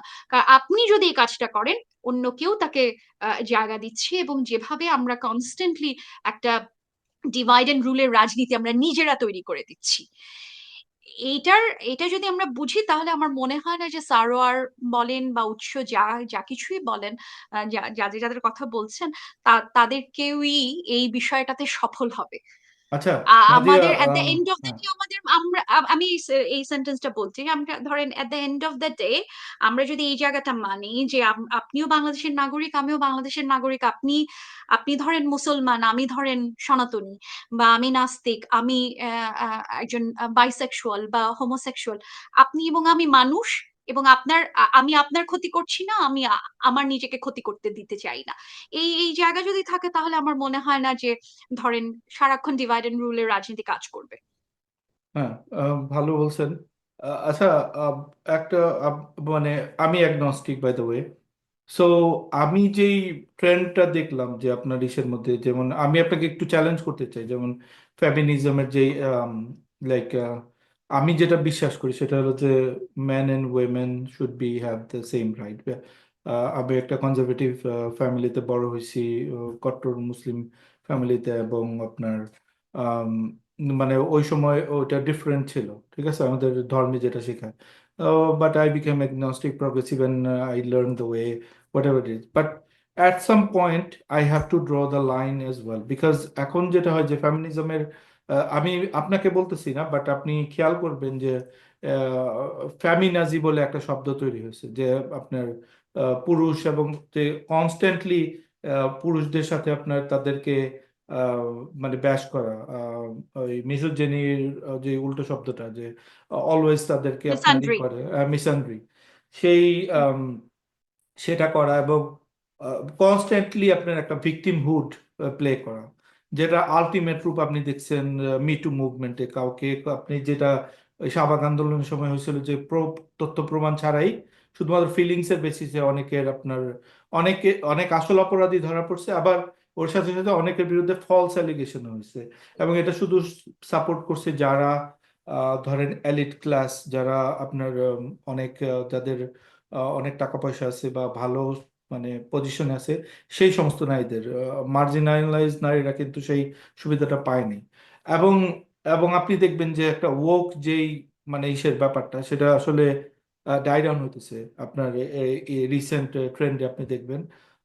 তসলিমা নাসরিন, সরি তসলিমা নাসরিন না, তাসনিম খলিল আমাদের চ্যানেলে আসছিলেন, তো ওনাকে আমি সেম প্রশ্নটা করছিলাম, যেহেতু উনিও একজন নাস্তিক, যে এই যে ওয়ার অ্যান্ড টেররের যেই অফশুট হিসাবে যে মুসলিম ঘৃণা প্রচার করা হলো, এবং নাস্তিকতার যেই এই এই ট্রেন্ডগুলো আপনি কিভাবে দেখবেন, যে এই যে এই ট্রেন্ডগুলো আপনি দেখতেছেন যে আস্তে আস্তে এগুলো কমে আসতেছে? আম, ও যে ওক যে মব, এদের বিরুদ্ধে আপনার ট্রাম্পকে ইলেক্ট করতেছে এগেইন, একবার ট্রাম্পের রাজত্ব দেখার পরেও আমেরিকার জনগণ, যেটা মানে আমেরিকাকে এত সভ্য এবং লিবারেল মানে ধরা হয়, যে তাদের এতই, কিন্তু তারা ফেল করলো। তারা তারা একটা দুইবার তারা মেয়ে প্রেসিডেন্ট নির্বাচিত করতে ফেল করলো। এই ট্রেন্ডগুলোকে আপনি কিভাবে দেখবেন? এটা কি আপনাদের আপনাদের আপনি যেই ব্র্যান্ডের ফ্যামিনিস্ট, কিছুটা প্রভোকেশন হতে পারে, অথবা আপনি যে অ্যাগনস্টিক নাস্তিক যেই পরিচয়ে আপনি থাকেন, সেগুলা কি আপনি দেখবেন না যে এগুলো আসলে মানে চ্যালেঞ্জ হইতেছে আস্তে আস্তে, আম, মানে একটা করে বলি। এক্সট্রিম? প্রথম হ্যাঁ, জিনিস হচ্ছে প্রথম জিনিস হচ্ছে আমেরিকার ইয়ে থেকে ওই ওই জায়গাটা একটু এড্রেস করে যাই। ডোনাল্ড ট্রাম্পের এগেনস্টে আমি আসলে হিলারি বা কামালা হ্যারিসকে কখনো দেখি নাই। আমি এটা মনে করেছি আমেরিকার মানুষ কি চায়, তাই না? এটা একটা নারী নারী ভার্সেস পুরুষের জায়গা আমি দেখি নাই। আর আপনি বললেন যে আমেরিকাকে খুব লিবারেল একটা জায়গা বলে ধরা হয়। আমেরিকার সাথে বাংলাদেশের মানুষের আসলে তেমন কোনো পার্থক্য নাই, চামড়ার গায়ের আহ, আম, রং বাদে, গায়ের রং বাদে, কিছুটা কিছুটা শিক্ষার জায়গা বাদে, আমি আসলে বাংলাদেশের মানুষের সাথে আমেরিকার মানুষের এরকম কোনো পার্থক্য দেখি না। এবং দেখেন যে আমেরিকার রাষ্ট্র খুবই, এগেন, হেভিলি বাইফোরকেটেড হয়েছিল, তাই না? এই ইয়ের আগে, হ্যারিস আসার আগের থেকেই, যে একদম কমপ্লিটলি আপনার কিছু নর্দার্ন এন্ড সাউদার্ন স্টেটস গুলোর মধ্যে বিশাল ঝামেলা চলছিল আপনার লেজিসলেশন গুলো নিয়ে বা অ্যাবর্শন রাইট নিয়ে, ইত্যাদি হুম ইত্যাদি। হুম সুতরাং আমি আমেরিকা মানেই যে লিবারেল মানুষ, এটা আমি মানতে রাজি না। আর লিবারেল শব্দটা আমি আসলে খুব কেয়ারফুলি ইউজ করতে চাই। ধরেন পলিটিক্যাল লিবারেল এক জিনিস, আর ধরেন আমরা ডে টু ডে লাইফে যে লিবারেল, সেই জায়গাটা যে আমরা, এই লিবারেল বলতে হচ্ছে নন কনজারভেটিভ। আমরা ধরেন লিবারেল ডেমোক্রেসি একটা পলিটিক্যাল জায়গা, আর হলো আপনার আমরা একটা নন কনজারভেটিভ মানুষ। আমি মনে করি যে এই কনজারভেটিভ মানুষ সারা পৃথিবীতেই আছেন, শুধু আমেরিকা, শুধু বাংলাদেশে না, শুধু ভারতে না, আমেরিকাতেও আছেন।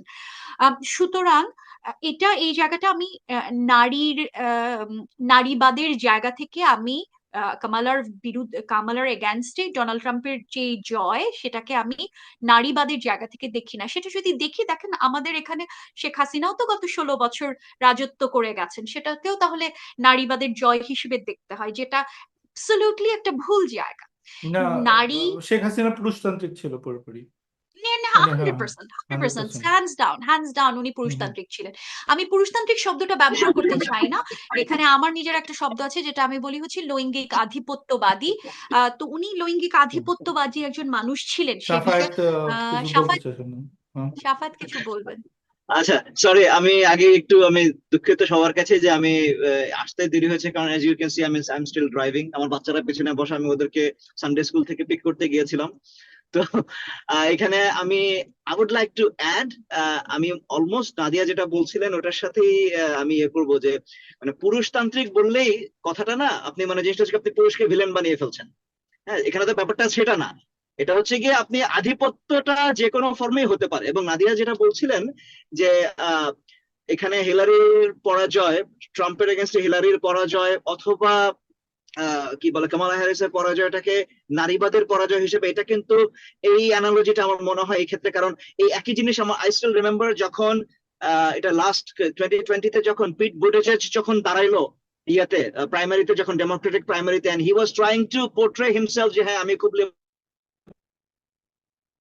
হ্যাঁ, ও বা উনিও আমাকে তোমরা হচ্ছে দিয়েছিল। কি এই জন্য হ্যাঁ, এই জন্য তোমরা হচ্ছে কি। এবং দেন আমি দেখলাম তার এগেনস্টে যারা যারা ক্যাম্পেইন করছিল, মানে ডেমোক্রেট বা পিট বুটিজেজের এগেনস্টে, তারাই বলছিল যে সো হোয়াট ইউর গে।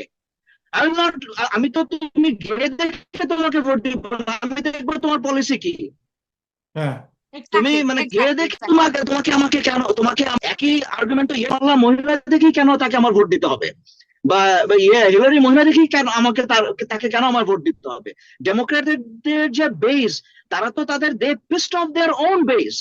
এবার যে অনেকগুলো ইস্যুতে, সেটা হতে পারে গাজা প্যালেস্টাইন, হতে পারে অনেকগুলো, আপনার ধরেন অনেকগুলো ইস্যুতে ইকোনমি তারা আছে, নিজের ইমিগ্রেশন আছে। ইকোনমি আছে, হ্যাঁ, হ্যাঁ, অনেক ওইটা কিছু। ওটা ছিল না, প্রশ্নটা ওটা ছিল না, সরি, আমি একটু, এক্স্যাক্টলি, না মানে না, এখানে ওইটা মানে ওইটা প্রশ্নটা ছিল যে উনি নাদিয়া ওই ওই ইসলামকে প্রাইম নারীবাদের মিনিস্টার, প্রসঙ্গে আমি আসছি, ওই হ্যাঁ হ্যাঁ হ্যাঁ, নারীবাদের প্রসঙ্গে আমি আসছি। তো নাস্তিক হিসেবে, ওইটা চাপা, প্রগ্রেসিভ হিসেবে, হ্যাঁ। যেই এক্সট্রিম যেই ব্যাপারগুলো আছে, মি টু মুভমেন্ট, সেইগুলো যে ওয়াইন্ড ডাউন হইতেছে, ওক মবের বিরুদ্ধে যেই এই ট্রাম্পের বিজয়টা, সাফায়েত এবং নাদিয়া আপনারা দুজনেই দেখবেন যে এটা একটা আপনার ওক মবের বিরুদ্ধে, যেই ওকিজমের বিরুদ্ধে একটা স্টেটমেন্ট আপনি বলতে পারেন। কারণ ওক যেটা, এটা it's falling off the cliff হয়ে গেছে। যে আপনি, হ্যাঁ, you are liberal progressive, that is fine, but আপনি যদি এক্সট্রিম লেফটে চলে যান, then it doesn't make any sense. Like সবকিছুকে আপনি যখন 3 বছরের বাচ্চাকে আপনি বলবেন যে ট্রান্সজেন্ডার, সে তার মানে তার লিঙ্গ পরিচয় সে নিজে নিতে পারবে, most of the people will freak out যে কিভাবে একটা 3 বছরের বাচ্চা, 4 বছরের বাচ্চা তার অ্যাবসলিউটলি, মানে এই 100%, করতে পারে। তো তারা 100%, ওইটার 100%। বিরুদ্ধেই করছে। আমি ওই প্রশ্নটাই জানতে চাইছি যে ইউ আর লাইক, আপনি একজন বাংলাদেশের অনলাইনে এরকম একজন, তো আপনি দেখতেছেন যে এই জিনিসগুলো আসলে এখন trending down, right? You saw that 100%, like এটা। 100%। এইটা এইটা রাশেদ কি, আমি কি এটার একটু উত্তর দিয়ে আর আমি রাশেদের কাছে হ্যাঁ, এটা আসছি। বলেন। সেটা হচ্ছে কি, আমি যে কোনো দিকেই আপনি যান, যে যে কোনো এক্সট্রিম দিকে আপনি যান, সেটার অ্যান্টি, মানে থিসিস থাকলে অ্যান্টিথিসিস থাকবে, যেটা হেগেল বলেছিলেন, তাই না? তো এখন আপনি একটা এক্সট্রিম এন্ডের এগেনস্টে আরেকটা এক্সট্রিম এন্ড, ধরেন মেয়েদের উপরে যে সাবজুগেশন চলেছে সেটা আপনি হুম। স্বীকার করেন না করেন, আপনি বলেন যে মেয়েদের কোথায়, মেয়েরা সাবজুগেটেড, মেয়েরা সব জায়গা থেকে গেইনার, একটা না, ডিভোর্স হচ্ছে সেই আমরা স্বীকার করি তারা সাবজুকেটেড হয়েছে, মানে হ্যাঁ শতাব্দীর পর শতাব্দী। হুম। হ্যাঁ, তো তো সে কারণে ধরেন এখন যেই যেই কোয়াট আনকোয়াট রাডিক্যাল ফেমিনিজম বলে যেই ফ্র্যাকশনটা তৈরি হয়েছে, যেখানে ধরেন মিসান্ড্রির মতো জায়গা তৈরি হয়ে গেছে, হুম। সেটা হুম। একটা এক্সট্রিম এক্সট্রিম লৈঙ্গিক আধিপত্যবাদের বিরুদ্ধে একটা এক্সট্রিম রেসপন্স। আমি কোনো অবস্থাতে এটা সাবস্ক্রাইব করি না। জি। এবং ধরেন পুরুষতান্ত্রিকতা বলতেই যে পুরুষ বিদ্বেষ, এটা আসলে যারা জানে না তারা এভাবে চিন্তা করে, এবং সেই চিন্তাটা আমি পুরুষতান্ত্রিকতা বলে কিছু না, এটা পিতৃতান্ত্রিকতা। এবং এখন ধরেন পিতৃতান্ত্রিকতা শব্দটা আমি ব্যবহার করতে চাই না, কারণ আমি বলতে চাই যে পিতৃতান্ত্রিকতার বিরুদ্ধে যদি মাতৃতান্ত্রিকতা থাকে, তাহলে কি সব সাবজুগেশন বন্ধ হয়ে যাবে? Not necessarily. আজকে বাবা মায়ের মতো, এখন বাবা ক্ষমতা আছে, আগামীকালকে মায়ের হাতে ক্ষমতা থাকবে, মা তখন বাবা যেভাবে অত্যাচারটা করেছিলেন এতদিন, তো সেই অত্যাচারে যদি অত্যাচার করে থাকেন আর কি, সেই অত্যাচারটা হুম। মা করে থাকবেন। মাতৃতান্ত্রিক মানেই যে সব সুজলা সুফলা শস্য শ্যামলা, সেরকম কোনো বিষয় না। তো আমি পিতৃতান্ত্রিক শব্দটাও ব্যবহার করতে চাই না। আমি যেটা করতে চাই সেটা হচ্ছে লৈঙ্গিক আধিপত্যবাদ। এ কারণে ব্যবহার করতে চাই যে হ্যাঁ, এই আধিপত্যবাদী যে স্ট্রাকচার, সেই স্ট্রাকচারে মেয়েরা সাবজুগেটেড হয়েছেন সত্য, 100%, 100%, 200%, কিন্তু পুরুষরাও হয়েছেন। দায়িত্ব ভাগ করার যে বিষয়, ধরেন একটা 22-23 বছরের বা 18 বছরের একটা ছেলে, সেই ছেলেটার উপর যে দায়িত্বটা থাকে, যে একটা কমপ্লিট ফ্যামিলির দায়িত্ব নিতে হবে, সে চাক না চাক। আমি চুল লম্বা রাখতে চাই না, চুল লম্বা রাখা যাবে না, কারণ গাইজ ডোন্ট ডু দ্যাট। আপনি কাঁদতে চাচ্ছেন, আপনাকে কাঁদতে দেওয়া হচ্ছে না। আপনি চাকরি করতে, আপনি ছবি আঁকতে চাচ্ছেন, আপনি ছবি আঁকতে পারবেন না, কারণ you have to take care of your family. এই যে দায়িত্ব দেওয়ার যে জায়গাটা, সেই দায়িত্বটা একটা মেয়ের উপর একটা অত্যাচার আছে, যে একটা বাচ্চা মেয়েকে ধরেন জোর করে ধরে তার ইচ্ছার অমতে, তার ইচ্ছার বিরুদ্ধে তাকে যেই যেই জায়গায় বাধ্য করা হয়, সেটা যেরকম আছে, ঠিক একইভাবে আমি মনে করি যে তার কয়েনের অপোজিট সাইডে একটা ছেলেকেও সেই লৈঙ্গিক আধিপত্যবাদী সমাজের প্রেশারটা নিতে হয়। আমাদের এই লৈঙ্গিক আধিপত্যবাদী সমাজে একমাত্র গেইনার হচ্ছে ফিউ হোয়াইট মেন, যারা ক্ষমতার স্ট্রাকচারে অনেক অনেক অনেক সুপার সুপার সুপার এলিট জায়গায় বসে আছেন। যেই শ্রেণীর এই লৈঙ্গিক আধিপত্যবাদ তো একটা শ্রেণীর আলাপ, যেই শ্রেণীতে টপ এশেলন যারা, সেটা হয়তো আমাদের মোট পৃথিবীতে মানুষ আছে 8 বিলিয়ন, তার মধ্যে 0.0100001% মানুষ হয়তো সেই ক্ষমতাটা প্র্যাকটিস করেন এবং ক্ষমতাটা উপভোগ করেন। আর বাকি আমরা যারা আছি, তারা প্রত্যেকেই এই জায়গায় টু সাম এক্সটেন্ট আমরা লুজার, সেটা আপনি পুরুষ হন আর আপনি নারী হন। সুতরাং আমি এই কারণে পিতৃতন্ত্র শব্দটা ব্যবহার করতে চাই না, আমি লৈঙ্গিক আধিপত্যবাদ ব্যবহার করতে চাই। এবং আপনি যেই নারীবাদের কথা বললেন, এটা যে কোনো লাইনেরই, পুরুষতান্ত্রিকতা ধরেন অ্যান্ড্রু টেইটের মতো যেই যেই যেই জায়গাগুলি সুপার আলট্রা, আপনি আলফা মেইলের যেই জায়গাগুলি পুরুষদের উপর ইম্পোজ করে দেওয়ার যে স্ট্রাকচার, ঠিক আছে, এটা কাউন্টার রাজনীতি, প্রতিক্রিয়াশীলতার রাজনীতি। আপনি আমাকে একটা চড় মারছেন, আমি বলবো আমি কি মারতে পারি না নাকি, আমি আপনাকে 2টা চড় মারলাম। বিষয়টা একদম কনস্ট্যান্টলি, আমি যে জিনিসটা বলছি, আমি ভার্সেস অপর, আমরা সারাক্ষণ চিন্তা করি আপনাকে ছাড়া। আমি তো একটা নারীবাদী মানুষ, আমি এরকম প্রচুর নারীবাদীদেরকে চিনি যারা বলবে আমি কি কাজ পারি না, পুরুষ যে কাজটা পারে। টু বি ভেরি অনেস্ট, আপনি আমাকে জিজ্ঞেস করেন, আমি আমার গাড়ির টায়ার পাল্টাইতে পারি, উইন্টার টায়ার পাল্টাইতে পারি, আমার কোথাও কোনো সমস্যা নেই। আমার বাসায় বয়লার নষ্ট হয়ে যাচ্ছে, সেটাও আমি ঠিক করতে পারি, আমার ভাতও আমি রান্না করতে পারি। কিন্তু এটা আমার সক্ষমতা বলতে পারেন, বা আমি এটা করতে পারি, আহ তার অর্থ এই না যে আমার আপনাকে আসলে দরকার নাই। আমি যেইভাবে দেখি সেটা হচ্ছে যে ধরেন আমার যে চা, আমি 1 কাপ চা খাচ্ছি, সেই চায়ের পেছনে আপনার আমার এখানে যে কজন মানুষ আছেন প্রত্যেকের ভূমিকা আছে। কেউ কাপটা আবিষ্কার করেছেন, কেউ চা বানানোর পদ্ধতি আবিষ্কার করেছেন আজকে থেকে 2000 বছর আগে, কেউ আমার জন্য পানির কল আবিষ্কার করেছেন, কেউ প্যাকেট করেছেন, মার্কেটিং, একগাদা মানুষ এখানে ইনভলভ ছিল। সো আমি কাউকে আসলে আলাদাভাবে দেখি না। আমি বলি না যে আমি এই কাজটা করতে পারি, বা আপনিও হয়তো 500 কাজ করতে পারেন। আপনি 500 কাজ করতে পারেন, আপনার মেয়ের দরকার নাই, কোনো নারীর দরকার নাই, অমুকের দরকার নাই, তমুকের দরকার নাই, because your you are so powerful, আপনি একজন পুরুষ, আপনি সব কাজ করতে পারেন। আমি এই জায়গা থেকে দেখি না, এবং আমি এ কারণে ধরেন নারীবাদ শুধু না, বামপন্থীদেরও এরকম বেশ কিছু জায়গা আছে যারা মনে করেন যে ও আমরাই সব বুঝি, তোমরা কেউ কিছু বোঝো না। বা ইসলামপন্থীদেরও একটা একটা ফ্র্যাকশন আছে যারা বলে যে আমরা শ্রেষ্ঠ, তোমরা সব দুধ ভাত। এই জাতীয় টেন্ডেন্সি বা এই জাতীয় রাজনীতির আমি বিরোধিতা করি, সেটা নারীবাদ হোক আর যেই বাদ হোক। I Okay. Hope I answered your না, কোয়েশ্চেন। আপনি খুব সুন্দর বলছেন যে এটা একটা backlash, basically that's what I get from you, but আমি এটা শুনে খুশি হলাম যে you are seeing the same trend basically. So আমরা শেষের দিকে চলে আসছি। আম, আহ, রাশেদ, কোনো কোয়েশ্চেন? না না না, আমার আমার কোয়েশ্চেন যেটা ছিল উনি ওটা অ্যাড্রেস করছেন। আচ্ছা। আমরা যেই ব্যাপারগুলা আম, আমাদের দর্শকদের উদ্দেশ্যে, নাদিয়া ইসলাম, আপনি যদি কিছু বলতে চান এটা যদি বলেন, তারপর আমরা শেষ করে দেবো আজকে show। মির্জা, রাশেদ, সাফাত, সবাইকে অসংখ্য ধন্যবাদ আমাকে এখানে ডাকার জন্য। আম, আমি সবাইকে একটু জায়গায় বলবো যে আমরা যদি নিজেদের আহ, ঘৃণার জায়গাটা, আমাদের ঘৃণা করা খুব সহজ। আহ, অন্যকে বোঝার দায় হয়তো আমাদের থাকে না, আমরা নিজেরাই নিজেদেরকে বুঝতে পারি না, অন্যদেরকে কিভাবে বুঝবো। বোঝার দায় যদি নাও থাকে, ঘৃণা করা খুব সহজ কাজ। আমরা ধরেন একজনকে বুঝছি না বলে ঘৃণা করে ফেললাম, এই জায়গাটা যদি আমরা একটু একটু সচেতন ভাবে চিন্তা করি, এবং আমরা একটু যদি ভাবি যে আপনি এবং আমি, আমরা প্রত্যেকে মিলে আমরা এই এই পৃথিবীতে আছি বা এই সোসাইটিতে বিলং করি। এখন আপনি ধর্ম মানেন, আমি মানি না, আপনি আহ আহ, আপনি আওয়ামী লীগ করেন, আমি বিএনপি করি, সেটা যেটাই হোক, আমাদের যদি এতদূর বোঝাপড়ার জায়গাটা থাকে যে আমরা সবাই মিলে এই জায়গায় আছি, এবং আমরা কোথাও কেউ কোথাও কোনো চলে যাচ্ছি না, বা আপনি আহ, উম, এই সোসাইটিতে আমাদেরকে সবাইকে একসাথে থাকতে হবে, দেন একটু চিন্তা চিন্তা করে স্টেপ ফেলা, যেই স্টেপটা পরবর্তীতে আপনার এগেনস্টে কিভাবে ব্যবহার হবে, সেই চিন্তাটা আপনি যদি করেন, we could make this a better place. এবং আহ একটু কি বলার, আর কিছু সম্ভবত, কোনো কিছু বলার নাই। Okay. Thank you. Thank you Nadia, thank you so much for coming to our show. দর্শকরা দেখলেন, আপনারা কমেন্টে আমাদের জানান যে ওনার প্রতি যদি কোনো প্রশ্ন থাকে, এবং নেক্সট ডে যদি আমরা তাকে আবার আনতে পারি। সবাই ভালো থাকবেন, সুস্থ থাকবেন। ধন্যবাদ সবাইকে। শুভরাত্রি।